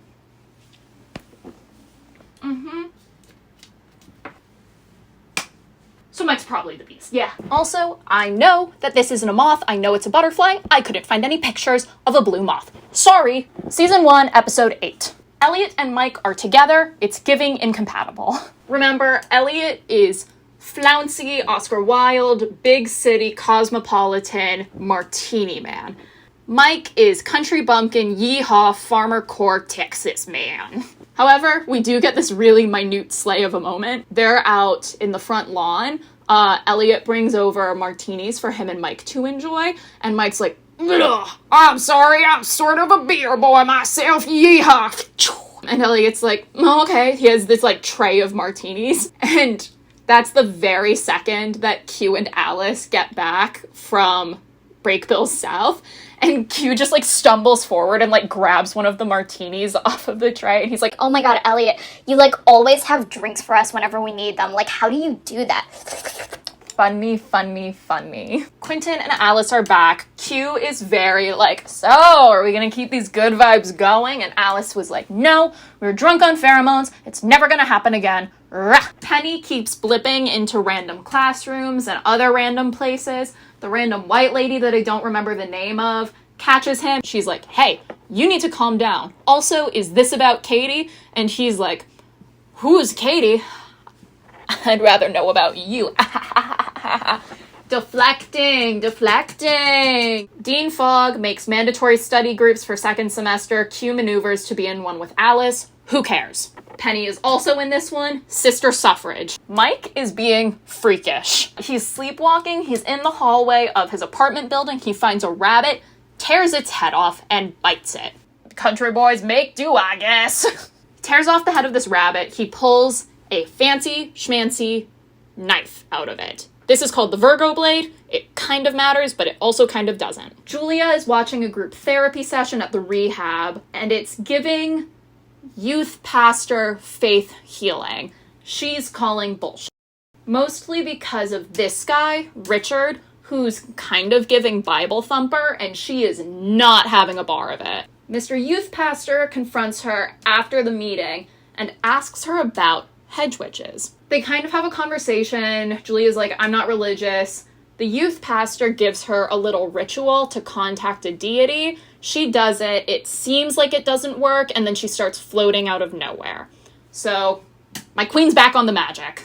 Slay quote alert. Elliot says, I am not emotionally prepared for Mike to see me repeat outfits yet. He's so real for that. Elliot made a really fancy dinner for Mike. They're very cute, but also, once again, it's giving incompatibility. Mike is like, oh, this is like fancier than I eat. I really don't want to bore you. Elliot drops important lore. He's from Indiana. Elliot grew up on a farm. Yeehaw! Elliot tells Mike that he was born and raised as a farmer, and this is told with the exact level of gravitas that a coming out scene is usually handled with. Believe it or not, Elliot's farmer origins are incredibly important later. Penny and Q are out in the yard practicing for the study group, and Mike pulls up and just starts booking it at him. He stabs Penny with the fancy knife, which is poisoned. Quentin says, I mean, why us? To which Penny replies, You I get. I think about stabbing you all the time. We also get this fun one. Q says, Oh man, I owe you like a Wookiee life debt or something. To which Penny says, Get a knife, I will literally stab you right now. Alice comes to visit Penny in the hospital. This is the start of the capital T-H-E, the most underrated friendship in the whole show. Alice and Penny are so fun together. Not enough people talk about that. I know that I keep saying that anybody who talks to Penny is my favorite person. Maybe it's because Penny is my favorite character this season. Maybe that's why. The dean imprisons Mike in the clean room. The clean room is a room where you can't do magic. Mike has no idea what's going on. Elliot is freaking out right now. He goes to visit Mike in the clean room, and Mike doesn't recognize him. This is what I will be calling Elliot's Struggle Express, because oh my god does it come quickly. So, they realize that the poison in the magic knife that stabbed Penny is from Fillory. The only way for Penny to break the spell that has the poison is for him to burn his most valued possession. Guess what it is? It's a candy bar wrapper that he's been keeping because it was the last thing Katie ever gave to him. Okay, what if I jump into a river? British woman Eliza visits the dean in his office. The dean tells her that the blade was from Fillory. Quentin stops Eliza as she leaves the dean's office. He asks her what she thinks the beast wants. She says that the beast wants full control over all of the doors and access points to Fillory, which means that he's targeting travelers. Eliza goes to confront Mike. The beast starts talking through him. Mike, as the beast, addresses Eliza as Jane Chatwin.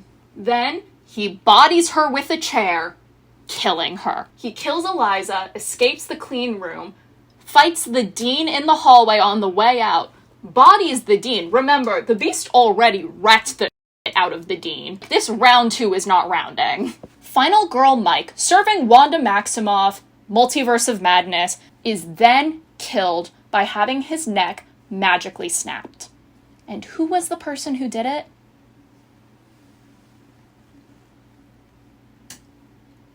Elliot. Just something about this episode ending with, like, Quentin and Alice getting, like, a wraparound circle shot of them smooching. They're like, okay, we'll be together. And then Elliot snapping his boyfriend's neck. Season 1, episode 9, things are getting spooky and things are about to get serious. If I'm not mistaken, I believe this was the Halloween episode. I've done nothing to confirm that. I'm just going to be genuinely upset if I ever find out it wasn't, because we're dealing with ghosts today, guys. Julia sends Quentin a letter, kind of apologizing for how everything went down, but still saying that she's still at him. Quentin responds to her letter. He doesn't necessarily apologize, but he's happy that she's getting help. So they're not friends necessarily, but they are still happy that the other one is okay. Julia is bonding with youth pastor Richard. Richard asks Julia if she can still do that spell that she did to put Quentin in the dream sequence thing, but this time to help somebody. Q tells Alice that they need to go find the 6th Fillory book because he lost it. They also lore drop about Ember and Umber, who are the twin gods of Fillory. This is Ember. Umber is not in the show yet. They do a spell to find the book. The spell brings them to Penny. Penny has the 6th Fillory book. Penny explains that he threw it away after he read it. Sure, whatever. Quentin is like, oh my god, that's a priceless artifact. That's the last thing that Christopher Plover ever wrote before he died. Penny is like, no, that one wasn't written by Christopher Plover. It was written by Jane. He says that the other books were wrong. She wanted to clarify how Fillory actually was. Martin, in the books, stopped being able to access Fillory. This wasn't because of him. This was because Fillory didn't want him anymore. Jane went on an adventure to find a magical creature that would grant her a wish so that she could help Martin get back into Fillory. Jane found the creature. It gave her a magic button that would instantly teleport anybody who touched it to Fillory. The Goober Gang decides that they're going to try to go to Christopher Plover's house to see if they can find the button. Elliot Waugh is not doing well. Subtitle of this video. He says that he wants to go with them on the Plover adventure, mostly because he's bored. Julia and the youth pastor go to meet this woman named Kira. She's essentially comatose, so Julia's going to do the same spell that she did on Quentin to Kira so that she can talk to her. They chat. Turns out Kira is like wicked smart. She needs Julia to write down the instructions for a spell. Hey. Yeah, I don't know if... Oh my god, my wand. You might be asking yourself, why is my shirt unbuttoned all the way down to my clavicle and in this beautifully atrocious paisley form? That's because I'm currently dressed up like Penny. Also, in case it wasn't obvious, it is another day of filming. This is a trial. This one is a trial for me, guys. Julia and Kira both bond over the fact that they're both exceptional at magic, but neither of them went to school for it. They're talking about the best days that they remember. Kira says that her best day was just going to a park with her girlfriend and making magical little rainbows. Julia says that her best day was when she and Quentin were kids and they would hide under tables and draw maps to Fillory together. Julia finishes transcribing the spell. She says, oh my god, this was so fun, we should totally do this again. Kira says no and asks Julia to do an assisted suicide because Kira is comatose. Julia goes back to the real world, tells the youth pastor about that. The youth pastor's kind of into it. He's very pro-assisted suicide, let it be known. Julia is like, what am I supposed to do? Youth pastor Richard says, whatever's hardest. These words will come back to bite us later. The Scooby Gang, which is what I will be referring to this team as, goes over to Christopher Plover's house. Remember, this was a real guy. They're still doing tours of his house. They go on a tour. Quentin is annoying the out of the tour guide because he keeps actuallying him. So not only was it Plover and the Chatwins, it was also Plover's sister Prudence and the housekeeper and the housekeeper's 2 kids. So that was everybody that was living in the house. Also, this is among the scenes where you can just tell that Jason Ralph can act.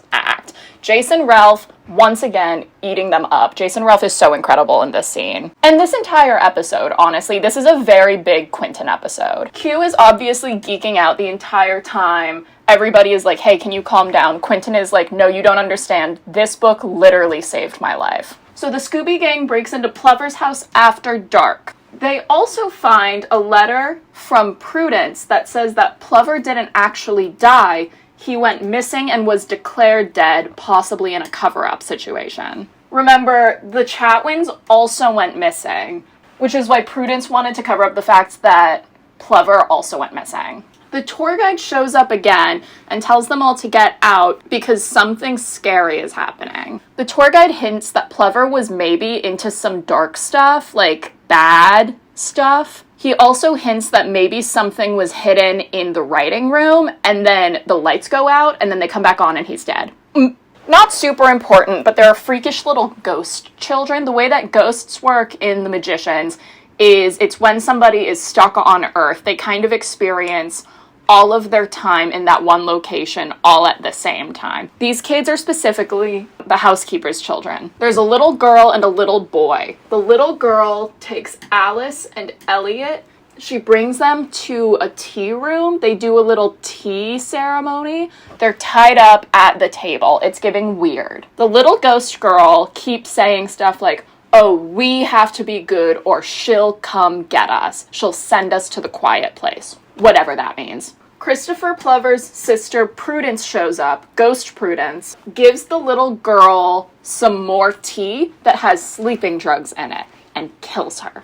On the other hand, Quentin and Penny are chasing after the little boy. Remember, there's a little girl and a little boy. The little boy wants to play tag with them, because boys play games and girls drink tea. They run into Christopher Plover, Ghost Plover. And then Martin and Jane, also ghosts, also run by.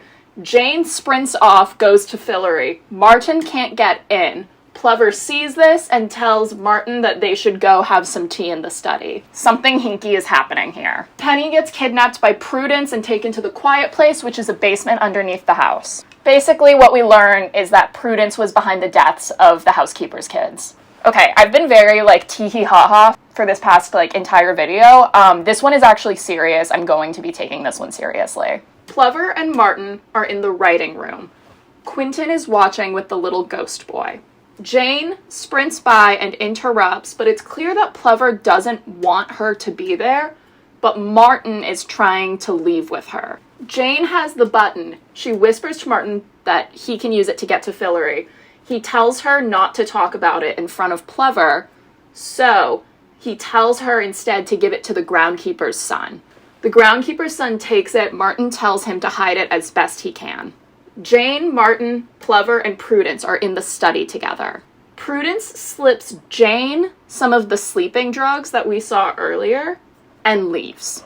Plover takes out a camera and tells Martin to start taking his clothes off so that he can photograph it. It is incredibly heavy, subtext that Plover is pressuring him to do this because the Chatwins have been living with him since their parents died. Plover also says that he's trying to figure out magic. He says he's trying to figure out how to do magic, so he can't do it yet, so that he can come with them to Fillory. But in order to do that, he'd have to grow another finger. Remember, Quentin and the little ghost boy are watching. Plover's sister Prudence catches them. She instantly kills the ghost boy. The entire Goober gang leaves the haunted mansion, catches up outside. Quoth Elliot, I need to think and I'm out of cigarettes. Jason Ralph acting his ass off in this scene. Remember, earlier this episode, Quentin was like, these were the books that saved my life. These books saved his life. He spent his entire life dedicating himself to these books. He just found out that the writer is an actual asshole, like a demon. Jason Ralph gets a very, very excellent speech where he's talking about realizing that his childhood hero is a monster, some sort of beast, even.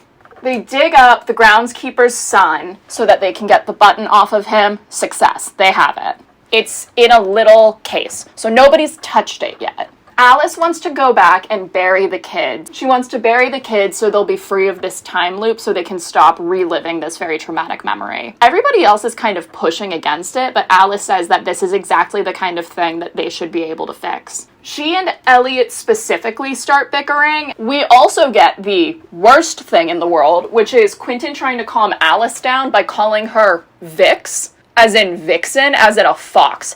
Told you, it's coming back to haunt us. The Scooby Gang goes back to the physical kid's house. Elliot and Penny both grab a drink. Quentin tries to comfort Alice. She's not really having it. They're all very mad at each other right now. They're gathered around this button, and Penny is like, well, f*** it, someone's gotta try. He touches the button and disappears. Season 1, Episode 10. We're in the home stretch, guys. Back in action, Penny steps out of a weird fountain in a very strange courtyard, and it just has 1,000 fountains in it. We are also treated to many a Dutch angle in this scene. There are people in this weird realm, but they're all dressed like they're in Mad Max. They're all acting very strange. He runs into a random girl who tells him that her name is Eve and that she was born and raised there. This place is called the Netherlands. It's sort of like an airport for every single possible realm that you could get to. So every fountain is a portal to somewhere else. She also drops the fact that there's a guy from Earth who comes through frequently in a sleigh pulled by reindeer. That's right, Santa is real and he's a magician. This actually comes up later in the show. Penny's trying to get out. He shows Eve the button, and the second that she sees it, she tries to grab it. So Penny starts booking it. All of these Mad Max people are chasing after him. Penny tries to astral project into Quentin's dream. Remember, this is a thing that, like, they can do. So he astral projects into Quentin's dream. I wonder what Q's having a normal dream about. Quentin is having a sex dream where Alice is Daenerys from Game of Thrones and Julia is slave Princess Leia. I hate this man. So Penny is like, dude, I'm freaking out. I've been in this place for 6 hours. Quentin is like, no, dude, you haven't been gone for 6 hours. You've been gone for 6 weeks.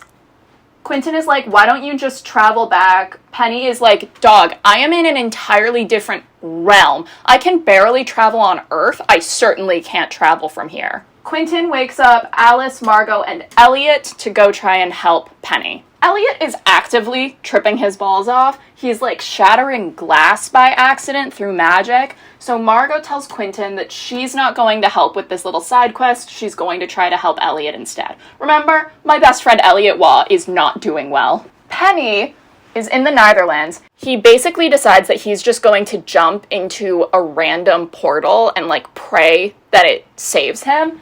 He falls into this place called the library, and we meet my best friend, Zelda.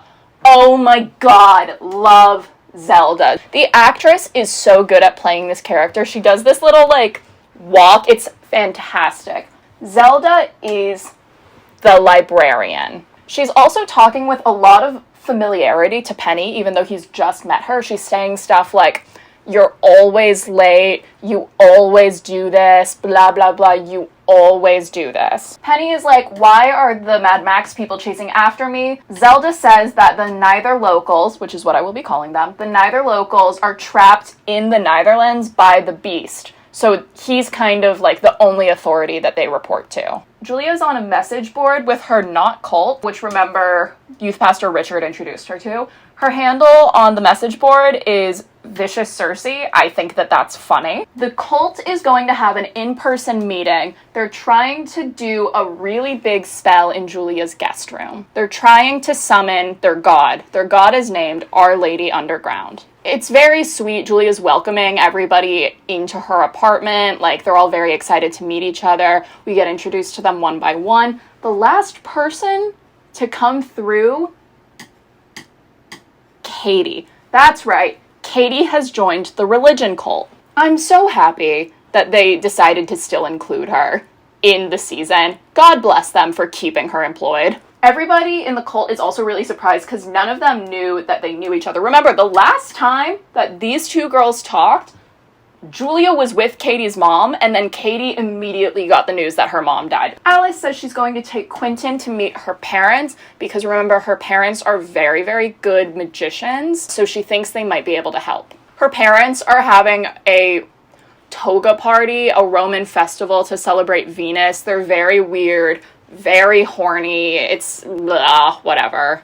Alice meets up with her parents. The vibes are rancid, especially between her and her mom. The vibes are terrible. So they still have beef because Alice is still hung up on Charlie, but both of her parents just want her to move on. Alice and Quentin are also kind of beefing because Alice thinks that Q still has feelings for Julia. Makes sense. I understand her hunch. He was having a sex dream about her earlier today. This is written in the notes. Ugh, the Q and Alice subplot is so boring. And it is, and I was right when I said that. Margot and Elliot go to one of the Break Bill's teachers, who's played by the Blue Fairy from Once Upon a Time. I don't have her picture, and I don't know her name. She checks out Elliot and says that the problem with all the magic is actually Margot. Something is off. Julia and Katie have to do a spell together for the cult thing. It's just the two of them in the room. Katie is still mad, obviously, about the whole mom thing. She's also, like, a little bit jealous because she feels like Julia got to have an actual relationship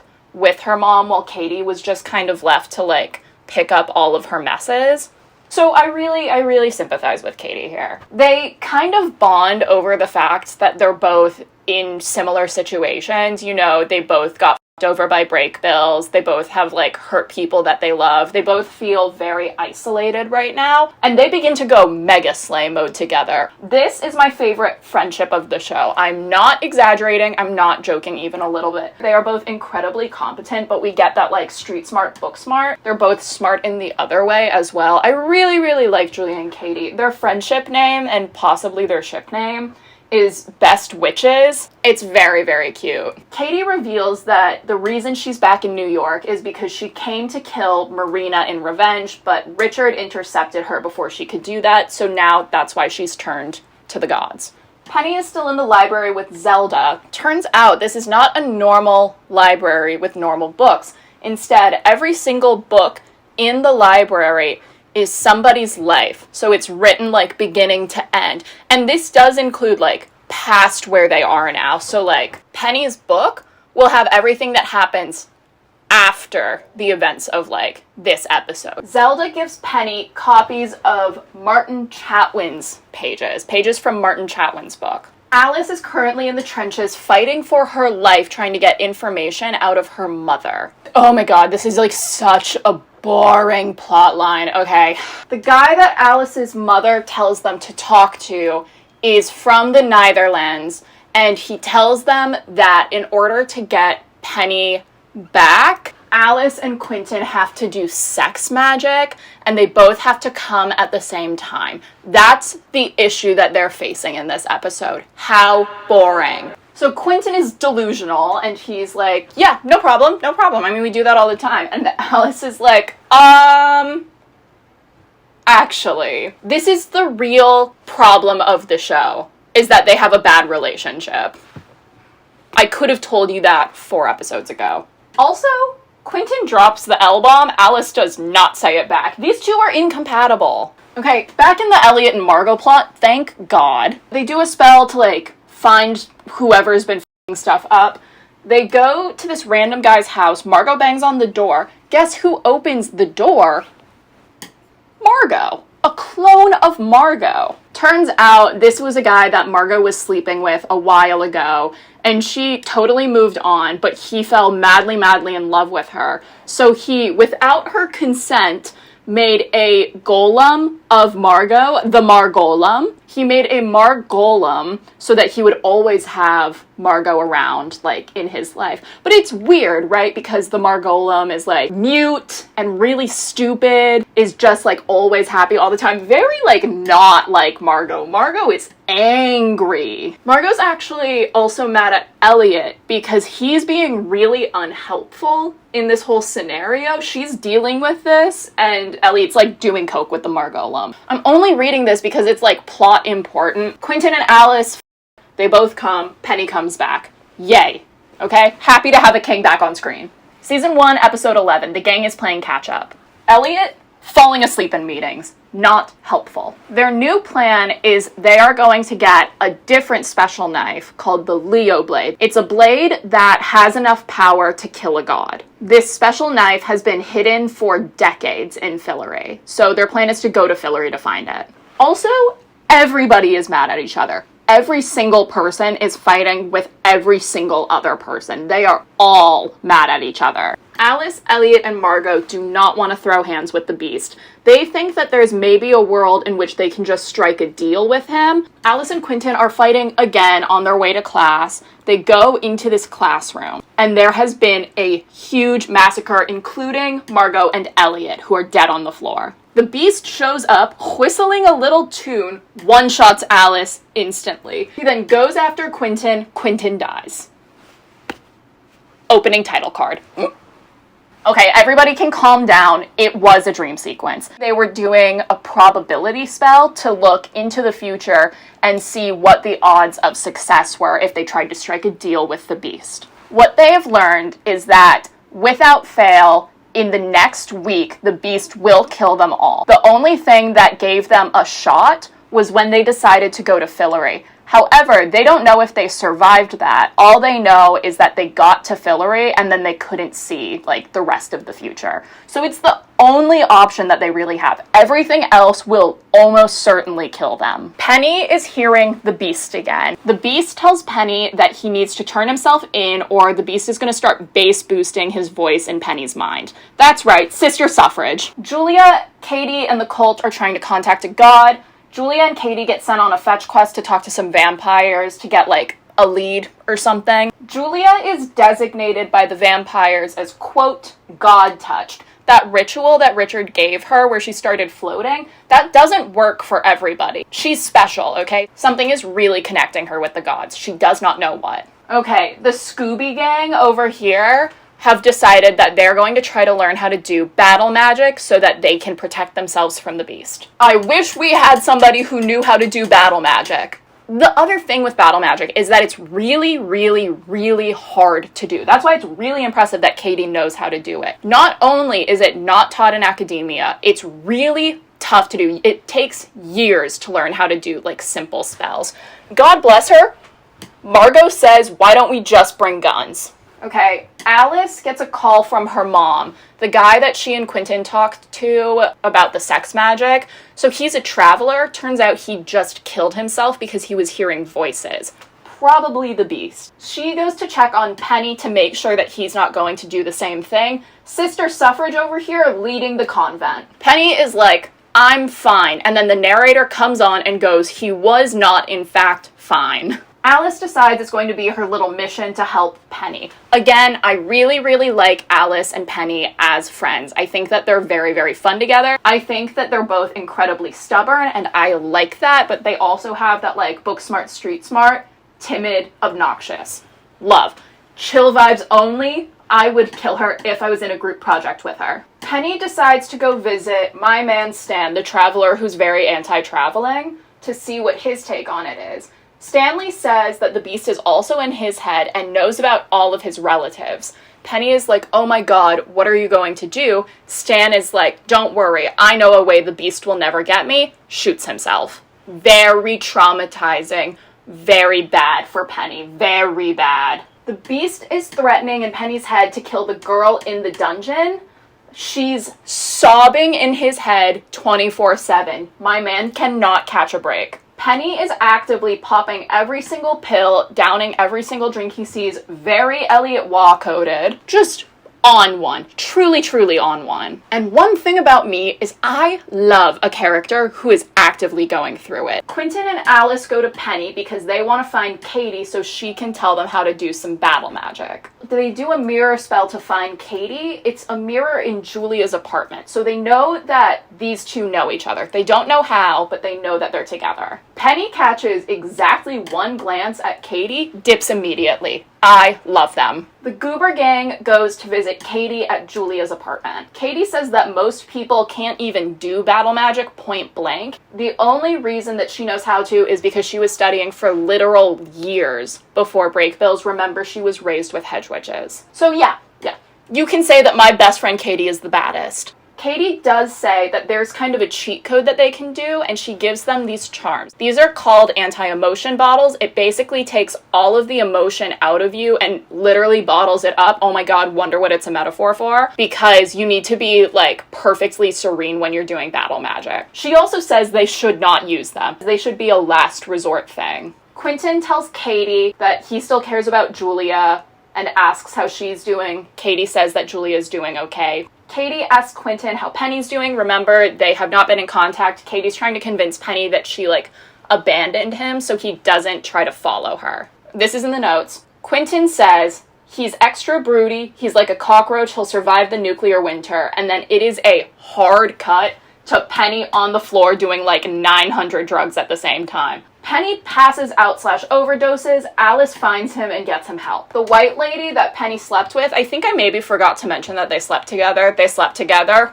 Awful trope. Hate it. Teacher student. Bad. The white lady that Penny slept with comes to help him. She asks him what's going on and gives him a like magical chi blocker, I guess, that will basically stop like psychic magic, so he'll stop being able to hear stuff. She also says, oh Penny, You will never have a home. You'll never have a real family. Rude. Penny, finally on the up and up, finally agrees to help the Goober gang with their plan to go to Fillory. They just have to promise that they're going to rescue the girl in the dungeon when they go. The Goober gang is going to practice using battle magic. They use the emotion bottles. It is the first and only time that Penny will ever be nice to Quentin. Also, when they use them, because they're all, like, in robot mode, they all start talking in, like, vaguely British accents, which is so funny to me. When they put the bottles on, they get to go sicko mode with the battle magic. However, when they drink the bottles, because they can only use them for, like, an hour at a time, they go from 0 to, like, 11. Like, they get all of the stuff all the way back,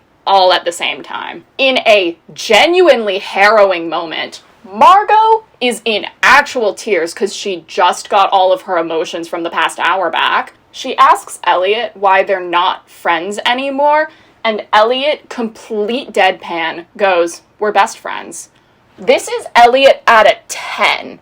That's how intensely he's, like, repressing everything right now. Margot says, "Can we just please be honest for 5 seconds?" Elliot responds, "Honestly, I'd rather not."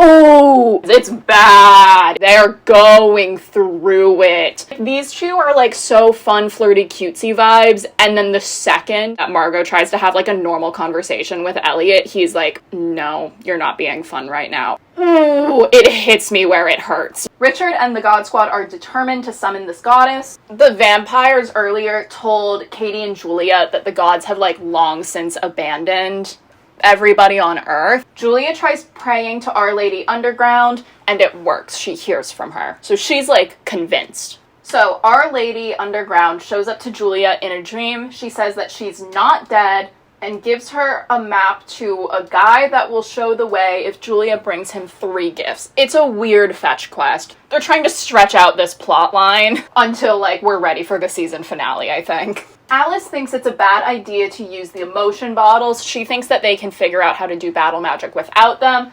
Quentin is like, "No, we have a week." He's also, like, at her about it. He's like, "Yeah, of course you think that, like, you're Miss Smarty Pants, blah, blah, blah. Like, the rest of us are on a normal timeline." Just mad at her for being good at magic. When will I know peace from this man? She meets up with Penny, who's also coming down from Emotion Get-In. He's obviously going through a lot of stuff right now, especially with, like, a girl being actively tortured, base boosted in his head, like, a day ago. They both think they can probably do battle magic without the bottles. They're very cute and fun together while they're practicing. Margot, Elliot, and Quentin show up to also practice. Because they're using the bottles, they are running laps around Alice and Penny. They're barely making waves. However, they do get the spells to work a little, so it's possible. Elliot, Margot, and Quentin are done practicing, so they're just hanging out in the physical kids' cottage. It's really nice because I think that one of the best things that this show does is remind you that these 3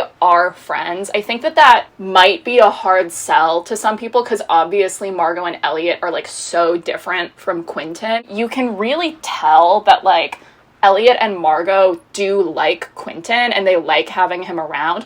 And also kudos to Jason Ralph. You can see Quentin come out of his shell a lot more when he's around Elliot and Margot. The 3 of them together are incredibly, incredibly sweet. I think that it is one of the most, like, natural on-screen friendships. They just have amazing chemistry together. Once again, I say, this cast is fantastic. So, Elliot and Quentin are talking about Fillory. They're questioning if any of the good parts of the books were real, or if maybe everything in Fillory is also just awful. Elliot mentions a magical spring that's in Fillory that allegedly can heal you just by, like, drinking from it. It's kind of implied that he's maybe holding out for that to be a thing that can, like, fix him because he's feeling #broken, #damaged inside. So the 3 of them get really drunk together. Elliot passes out. Margot and Quentin start gossiping. Summer Bishop eats this line. "That's the thing about you, Q. You actually believe in magic. You just love it, plain and simple. I've never loved something like that."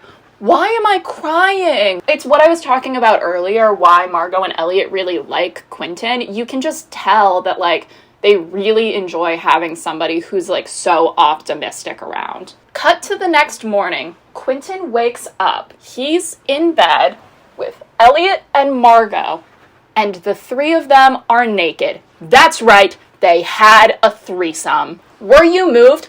I moved. Oh, this is a power throuple. These two, sure, my best friends, Elliot, Margot, Quentin, could have eaten the world, and I would have applauded. We pan down the bed, and who's sitting at the foot of it? Alice, fully clothed. She knows about the threesome. Ah! End of episode. It's the best episode. I don't care. It's all about the character dynamics, and that's the that I live for. Oh my god, it was fantastic. Love this episode. Category is Break Bill's Light Academia realness. Are we f***ing with the outfit? Because I think we're f***ing with the outfit. Katie and Julia are on their clue hunting adventure. They love a sleuthing mission. They find this guy that they're supposed to bring 3 gifts to. Again, this is extending the plot more than anything. He gives them an invocation to summon the goddess, Our Lady. He also tells Julia specifically that you can't unring a bell, so be certain when you call. Whatever that means. Okay, the Goober Gang is all together. Once again, everybody is... Oh my god, sorry, I have to... Trying to make sure that the auto exposure is not going crazy. The Goober Gang is all together once again. Remember, every single person is mad at each other for something, except for Penny minding his business as per usual. Like, he is so la la la la la. Meanwhile, every other person is experiencing an Arctic Monkeys album as we speak. He's also the only person who's, like, trying to come up with a plan right now. Meanwhile, every single person is just, like, in their feelings, which is fun because remember, like, 2 episodes ago, he was the one that, like, was not into the idea of saving the world. He was just kind of on his overdose rampage. In a flashback sequence, we see that Quentin and Alice got into a fight post-threesome gate. They certainly broke up over this. I hope that sticks. It won't. I wish it would, though. The God Squad is having a little party to celebrate getting the invocation to summon Our Lady Underground. It's sort of a last hurrah. In a very nice, subtle moment, one of the other, like, God Squad members goes, "Oh, there's always some creepy guy when you're about to blow the patriarchy's head out of its or something like that." And then it's like a hard cut to Richard. Julia is getting really stressed out just because she feels bad about how everything went down with Quentin. I say let sleeping dogs rest. Richard tells her to not worry about it, just for the night, and then they sleep together because Julia cannot get through one scene without a man coming onto her. These two are very boring together. I do not care about this man even a little bit. It's insane. He also has a very weird and cryptic, like, goodbye / kind word to Julia. I'm sure nothing bad is gonna happen to him, right? Penny goes to Alice's room to try and figure out what's going on. He does not know about the threesome. He goes up to her and he's like, Listen, you are the least crazy out of all of these people. What is happening right now? She's not really in the mood to share because she's Madame KG Queen. I don't know if you can tell by how she's dressed like a dominatrix for half of the show, but she's really, like, not into sharing circles. So Penny is like, that's fine. We don't have to talk. Can we just sit down and drink together then? Like, let's just have a conversation. I love him. Best character. They are, in fact, drinking triple sec, which to those in the know, it tastes like raw booty hole if you're just drinking it raw. He promises he's not going to judge her for drinking something awful because he understands just wanting to drink anything in order to get away from your problems. Remember, he was sister suffrage for, like, the middle chunk of the season. They're very fun together. It's, like, the first time that Alice is not going through it during a conversation with anyone, and it's implied that they're going to sleep together. Margot and Elliot are being really fun with each other, but very unhelpful to the whole Quentin of it all.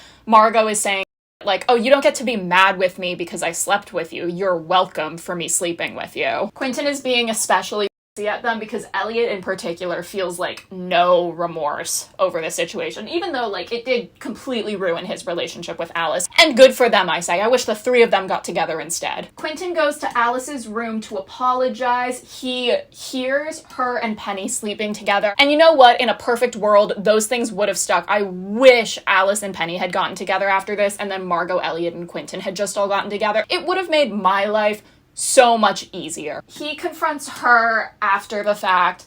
She's, like, being really mean about it. She's saying, like, I'm glad it hurt. It was supposed to hurt. And she says that, like, they were broken up when she and Penny slept together, so it's not the same as when Quentin slept with Elliot and Margot. I'm Team Alice. First and only time I'll be saying that, but I'm Team Alice. Literally right after that, like, right after that interaction, Elliot pulls up and he's like, we have to go. I don't remember what the reason was for, like, why they need to go do the Fillory mission now, but they need to do the Fillory mission now. Elliot, Margot, Alice, and Quentin are using the emotion bottles. Penny is the only one who's not. Yeah, Alice is even using the emotion bottles. Also, Quentin tells Alice and Penny, quote, I was very angry a moment ago, but I have to be honest, you two would make a cute couple. I agree. So Penny teleports them to the Netherlands, the magical portal airport, and they're trying to find the Fillory portal when all of a sudden one of the Mad Max people pushes Quentin back through the Earth portal. So he's stuck on Earth. Penny, Alice, Margot, and Elliot are in the Netherlands. The rest of the Goober gang goes to the library because Penny is like, we will be safe there. I know the librarian. She's a real one. And he was right when he said that. Penny introduces the rest of the Goober gang to girl boss extraordinaire Zelda. She's addressing all of them. She refers to Margot as Janet. That is a book reference. In the book, Margot was named Janet. I believe they changed it for the show just so it wouldn't be another J name, Janet and Julia. I cannot tell you the actual reason. I'm just assuming that's what it was. Margot tells her that that's not her name. Zelda says, not this time. Remember, she was also referring to Penny with, like, a lot of familiarity. There's, like, something happening, right? Zelda says that they're okay to stay in the library as long as they want. However, they can't harm any of the books, and they aren't allowed to have alcoholic substances or, like, drugs or anything on library premises. Elliot hands her the flask, and then she also takes all of their emotion bottles. So they're back at 10s, can't do battle magic. So fun. Shout out Margot. Zelda takes the emotion bottle. Immediately Margot goes, I planned my entire outfit around that bottle. She's so real. This is in the notes. It's crazy how much Penny is the best character in this show. And I was speaking my truth when I said that. Penny is kind of freaking out to Zelda. He's like, I wish I was just able to teleport them to Fillory. Zelda's comforting him. She's saying, like, oh, travelers have written all of the best books in the library. They're very giving bestie vibes. It's not super duper important in season 1, but Penny and Zelda is a really important dynamic later in the show, I believe around season 2. So he's specifically trying to figure out how to travel with multiple people at the same time because he's really not good at that. You remember, he's like barely able to travel by himself. He's, like, definitely not great at bringing everybody along with him. Zelda tells him to go, like, check out some of the books in the library to see if maybe he can find some help. She also drops that Kafka wrote the trial in the library. Sure. We also have some heavy implication that Zelda knows something about the situation that they're in that they don't. Possibly that they've been here before, like that this is a thing that's happened to them all already. Quentin goes to Dean Fogg because he thinks that the Dean will know something about the whole situation. Quentin dosed the Dean with truth serum, so he's for sure getting it out of him. This is complicated, so stay with me. The Dean tells Quentin that Eliza/Jane has basically been creating time loops to try to stop the beast. The time loops end every time Quentin dies. They are currently on the 40th time loop. There have already been 39, which means that they've tried to and failed to stop the beast 39 times already. The only people that know about the time loops are Jane/Eliza, the Dean, the beast, and I guess Zelda, because remember, she's like, oh, you always do this. However, crucially, because Jane/Eliza is dead, this is the last time loop. This is the last chance that they have to kill the beast. The Dean tells Quentin that every single time loop, Jane would change something to see if that's what it took to kill the beast, and nothing has worked so far. Quentin asks the Dean what she changed this time, This is the first time that Julia has not gotten into break bills. Woof. Quentin shows up at Julia's apartment to tell her about the time loops and to basically say, like, you were right. You should have gotten into break bills. The reason you didn't was specifically because somebody was with time loops. They also both apologize for all of the bullshit that they've been putting the other through. Like, I think they're very much over the World War beef, okay? We are finally over the beef. Julia's also taking this really, really, really well. Remember, like, the last time that she was talking about break bills, she put Quentin in a coma. Quentin asks Julia why she's taking it so well. She tells him about the god stuff and says that the summoning worked and that she's kind of, like, found a higher purpose than just, like, you know, getting into break bills or whatever. She also says that Katie has been sent out on a god mission. That's why Katie's not at the apartment anymore. Same with the rest of the cult. She says that they summoned Our Lady Underground and she came and, like, gave them all assignments. However, very important, we're not shown any of this. Julia is just telling us all of this. I don't know if you guys know about TV and how that works, but usually the rule is show, don't tell. It's weird that we have not been shown anything. The only proof that we have from Our Lady Underground is Julia gets a little statue of her that's, like, permanently crying milk.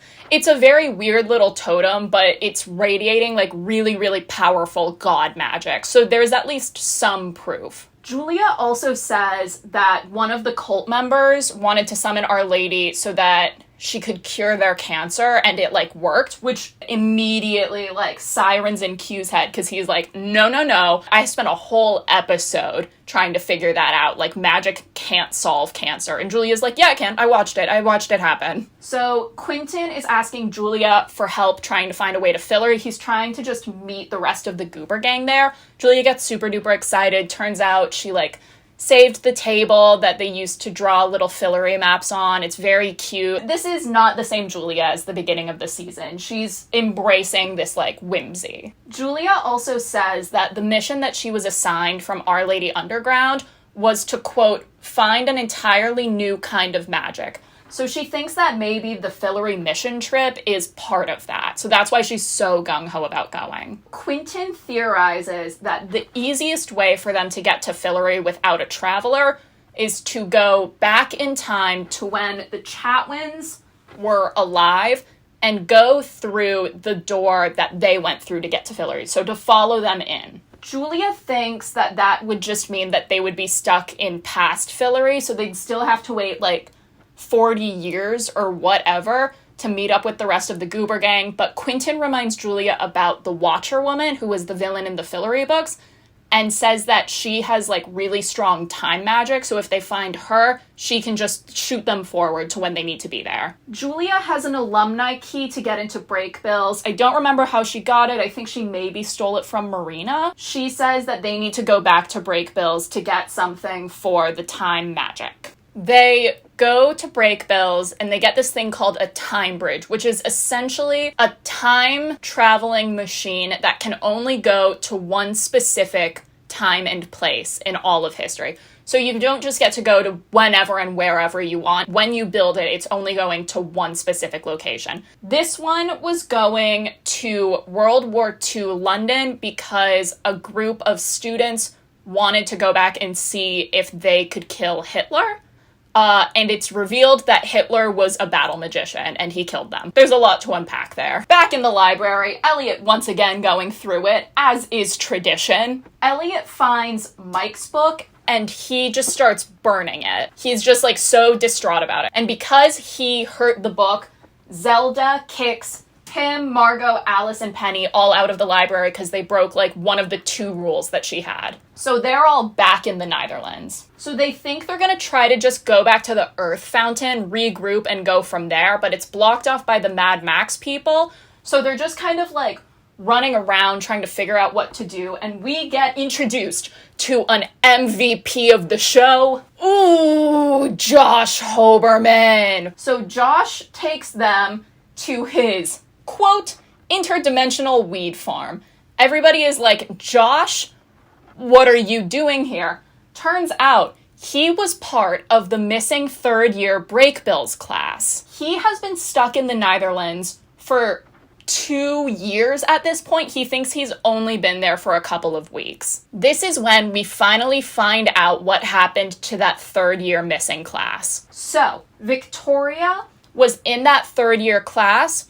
She was this amazing, amazing, amazing traveler. Like, was just blipping in and out of, like, other realms, like not just around the world. She was going to like Neptune, Pluto, Fillory, like everything. So she found Fillory and she remembered it from the books. So she tells Josh and the rest of the third years that they should go for their spring break trip. They go to Fillory. The beast who was there tricks them all into a massacre. Like, bad, bad, bad, bad. Victoria very, very quickly blips Josh into the Netherlands and then goes back to try and save everyone else. We can assume that that's when she got captured. So Josh doesn't know what happened to everybody else. We can assume that they're dead. Also, it's kind of implied that Josh and Victoria were an item. It's never outright stated, but it's very, very heavily implied. Josh says that he can help them find the Fillory closet. He was just lying low in the Netherlands, waiting for Victoria to come back. Quentin and Julia, they use the time bridge. They're back in World War II. We also get a very nice interaction between Julia and Quentin post Breakbills re-entry. Quentin is feeling really, really bad about, like, you know, not helping Julia get readmittance, blah, blah, blah. After the dean revealed that Julia was supposed to go to Breakbills, Quentin feels extremely guilty for, like, being the single person that was standing in her way. Quentin says, "You were supposed to be here." Julia responds, "If I wasn't rejected, I would have never found out what magic was actually for." Quentin says, "Okay, so what is it for?" Julia says, "For fixing things, dummy." Remember that interaction that Quentin had earlier where they were like, we can fix some things, so we fix what we can. It's all going back to that, right? In Josh's interdimensional weed farm, Penny and Alice are catching up post-sleeping together. They haven't really had a chance to debrief about it. I remain a Penny and Alice stan. You guys can hate me if you want. I'm okay with that. She tells him that what happened between them was, like, nice, but it's probably just going to be a one-time thing. She was really up about the whole Quentin thing. Penny's pretty okay with that. He tells Alice that she's one of the few people that he actually respects. Again, very mutual, very chill. They're just really, they're good for each other. You know what I mean? They're just chill. I know. I'm a Penny stan. I've made that no secret. They agree that they're just gonna stay friends. It's very cute. It's very mutual. After the Penny and Alice pep talk, Alice tells the rest of the Goober gang that she's going to use her phosphoromancy to make them all invisible so they can get to the Fillory fountain. The only catch is that everybody has to stay really, really close to her because she can only spread it, like, so thin. This is obviously a problem because Elliot is once again on one. This is not helped by the fact that Josh was growing interdimensional psychedelic carrots, and a few of them were missing after Elliot was standing by that little greenhouse. Yeah, not good. Goes sideways, like, immediately. Elliot goes out of range of the invisibility spell, so one of the Mad Max people throws a battle magic spell at him, and then, boom, the guy that threw the spell gets, like, blah, blah, and everybody turns.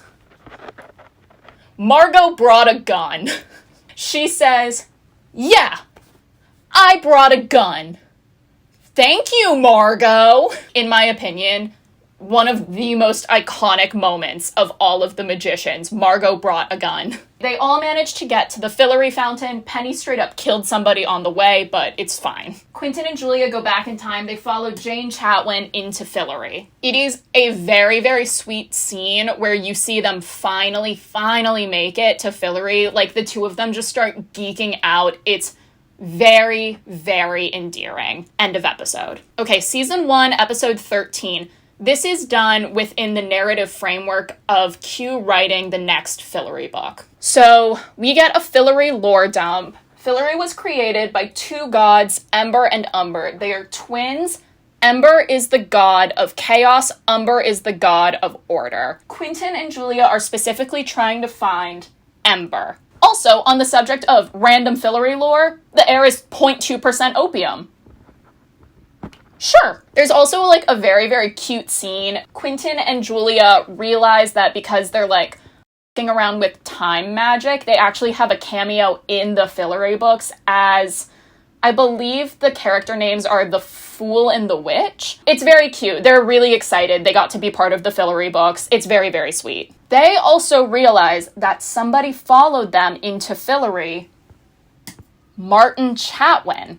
This is really weird because at this point in the books, Fillory had stopped taking Martin, so he's no longer in the story, so he's not supposed to be there. They talk to Martin about everything. They say that they're really sorry that Fillory stopped taking him, and they're really, really sorry about, like, you know, everything that he was going through with Plover. They also tell him that Plover is the beast, and they're looking for this thing called the Leo Blade because it has the power to kill the beast. Martin takes Quentin and Julia to a blacksmith that might have the ability to forge the Leo Blade. The blacksmith is like, I can make it, but it's going to take, like, years and years for me to make this. Quentin and Julia are like, that's fine, we'll come back in years and years. We also get lore about the way that, like, kings and queens work. Again, it's very Narnia. So there's a high queen, a high king, and then a secondary, lower-ranked queen and king of Fillory.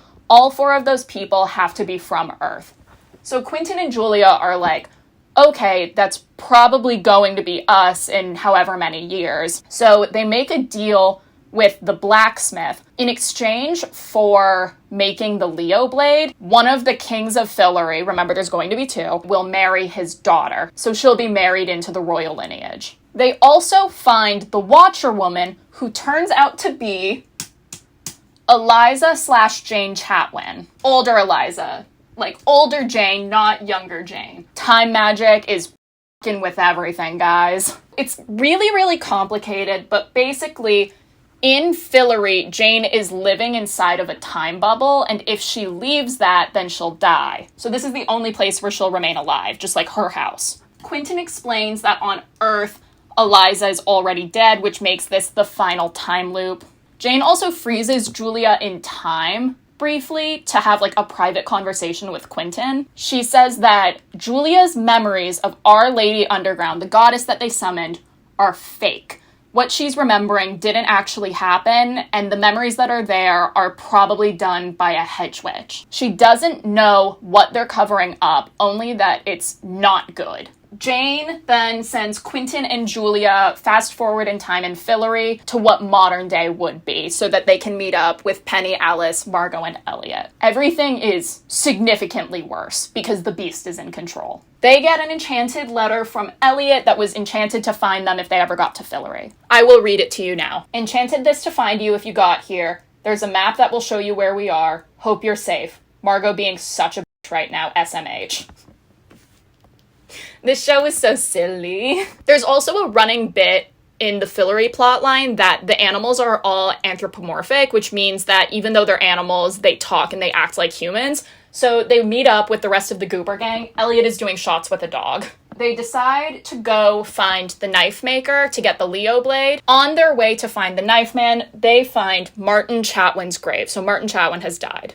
L. R.I.P. Pour one out. So they find the knife maker's son in his place, because remember, a lot of time has passed, but he has the Leo Blade. In exchange, one of you has to marry my daughter. And not just one of you, whoever the High King of Fillory is. The daughter's name is Fen. I used this picture of her because this is the Fen actress for the rest of the show. It is certainly not the actress in this episode. Fen is the daughter that's going to marry whoever the High King of Fillory turns out to be. We love Fen. Literal ray of sunshine, absolute cutie patootie. She's so, so fun. I love Fen. So because the Chatwins are all gone, the only Earth people in Fillory are the Goober gang. One of them is going to be the High King. However, they don't get to pick who the King of Fillory gets to pee. They don't get to pick who the High King of Fillory is going to be. It's a destiny thing. So it's like fate decides, not them. The knife maker brings out a knife and Divergent choosing ceremonies them by using the knife that will, quote, only draw true royal blood of the High King. Basically, it's a knife that will only cut you if you're the High King of Fillory. Obviously, Quentin is so excited because he's like, I'm the hero. I'm the center of this narrative. I'm Mr. Protagonist. It's going to be me. That's how the plot always works. it's not Quentin. Ooh. It is not Quentin. It is, in fact, Elliot. Elliot Waugh is going to be the High King of Fillory. This is so exciting. Big day for Elliot Stan Nation. Huge day. He was made for this. Remember, Elliot is also captain of the struggle bus as we speak, so this is like... this is rough. Penny also says, oh great, this will surely make him easier to live with. This is also complicated though, because remember, Elliot's gay. Not even a little bit bisexual. Elliot is Kinsey 6, and he has a blood pact to marry this chick. So R.I.P. to Fen, I'm so sorry. It's okay to be a hag. So the knife maker is like, we're doing this now, by the way. Here are the garlands, let's get married. Elliot is talking to Q, like right before the ceremony, and Elliot's like not taking this seriously at all. Elliot is like planning on just off back to Earth and like forgetting about this entire marriage the second that they kill the beast. He's like ready to get home. Turns out that's not how Fillory marriages work. In Fillory, once you're married to somebody, you can never sleep with someone else ever again. And because he's High King, he's never allowed to leave Fillory again. Elliot is baby trapped, okay? The baby is Fillory. Elliot is baby trapped by Fillory. Quentin is kind of giving like, it's okay, like, we'll find another way. And Elliot is like, you know what? I've spent this entire semester really listless and trying to find the answer, just like something that's worth living for. So he's like, maybe this is worth living for. Time will tell, no? He and Margot also like officially make up. She's like, okay, but I get to be High Queen, right? And he's like, yes, Margot the Destroyer. World War beef is officially over. Margot is best man at Elliot's weddings. This is going to continue one of my personal favorite themes. Margot doing some with gender, okay? Penny has opted to ditch the wedding because he thinks it's too boring. King. But also the narrative. So instead, he's gonna try to astral project to Victoria's dungeon to see where the beast is hiding. I'm so sorry that the exposure keeps going crazy. So the knife maker gives them the blade. However, the Leo blade can only be held by somebody who's going sicko X Games mode, which means that somebody basically needs like the power of a god, like a straight up god, in order to handle this blade. Julia and Quentin are going to try to find Ember to see if maybe they can, like, get some of his god magic in their system. That way they can hold the blade. However, Penny and Josh are more in favor of just saying F it and trying to help Victoria, like, however they can right now. So...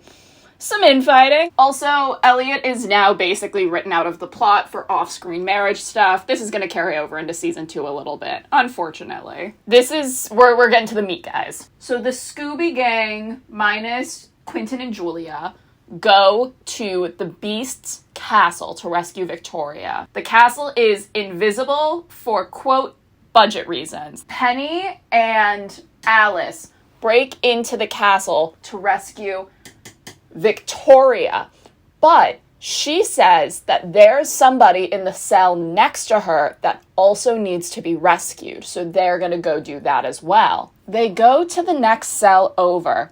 Who's in that dungeon?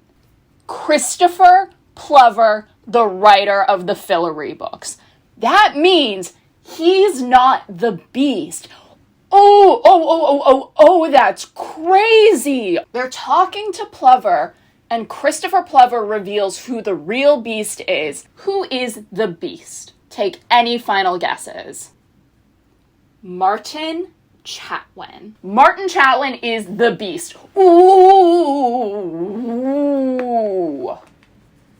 Let's all appreciate the fact that little moth is sitting on him like a bow tie. Funny. The Goober Gang is kind of questioning Plover's story because remember, they hate him for obvious reasons. They're like, okay, if you're not the beast, if you're not trying to trick us right now, then what were you doing in the dungeon? Plover says that Martin used an age suspension spell to keep Plover his age forever so that he could torture him for all of eternity. And you know what? Controversially, I think that maybe Martin didn't do anything wrong. I'm sorry that I'm never gonna have sympathy for this man. Whoopsie. Oh my god. And I don't think that the show necessarily does either. Plover is still very much framed as like an an idiot. All of the characters hate him. Just because he's not the Beast does not mean that they're letting him off the hook, and I do really appreciate that from the writers. Thank you. They're asking Plover, why is it Martin? Like, what happened? Basically, when Martin came back to Fillory with Quentin and Julia back in the 1940s, he made it his mission to stay forever, because he was like sick of Jane being the only one that got to go in and out of Fillory. Martin found this thing called the Wellspring, which is basically like the root of all magic. I'm trying to think of like something comparable. It's like in Animal Kingdom, there's that big tree.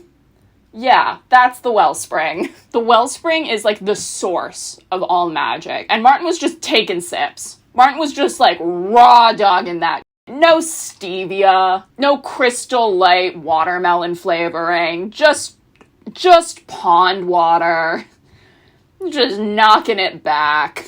This boy's from the 1940s. I don't think he knows what a Cheeto tastes like, but he was like slurping that sludge up. Plover tells them that because Martin was straight up drinking from the Wellspring, nobody stands a shot. Like, that's why Ember and Umber never intervened, because Martin is more powerful than them. He's drinking from the source of all magic. Like, not even the gods can touch him right now. Quentin and Julia are going to plead with Ember.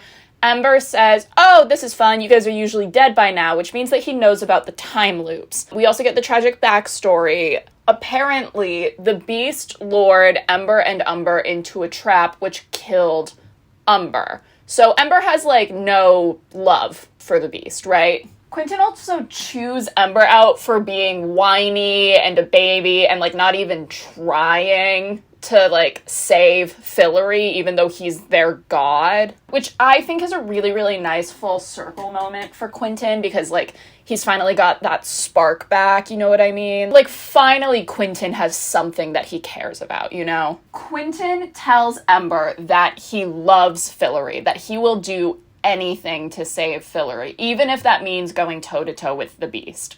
Ember responds, only the best and the purest can face the Beast, and that's you, Quentin. It's everything that Quentin has ever wanted to hear. Remember, he has that, like, whole hero complex thing. Like, he has wanted to be the main character in this story for so long. Ember tells Quentin that he's going to give Q some of his powers.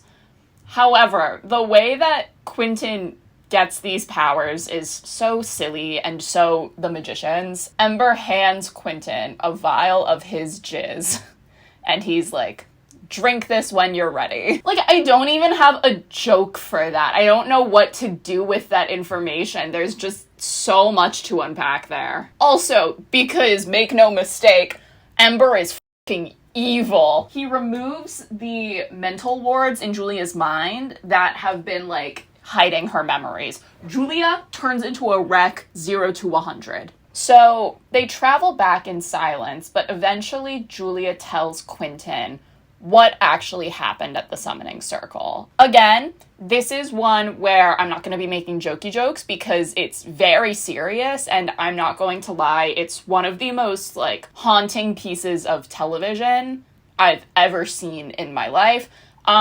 If you're not okay with, you know, interacting with that sort of thing, I'm going to put a timestamp on the bottom of the screen that you can skip to, because it's really traumatizing. So trigger warnings for sexual assault, guys. Julia tells Quentin that the God Squad did not, in fact, summon Our Lady Underground, but they did summon something, and it was something worse. Instead of summoning Our Lady, they accidentally summoned an evil fox god called Reynard, which I believe is a real god. Reynard possessed Richard, the youth pastor.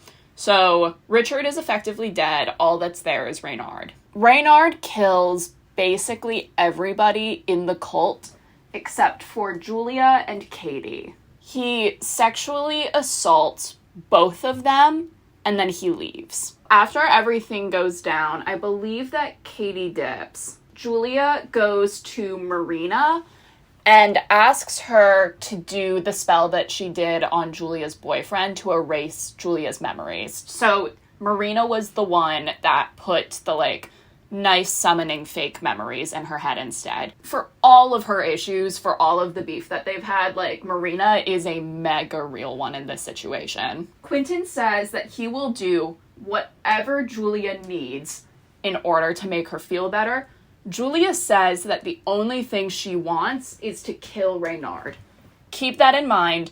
Julia's one driving motivation right now is killing Reynard. Okay, taking a breath of fresh air post that, because that was a lot. Penny is hanging out with Victoria and Josh.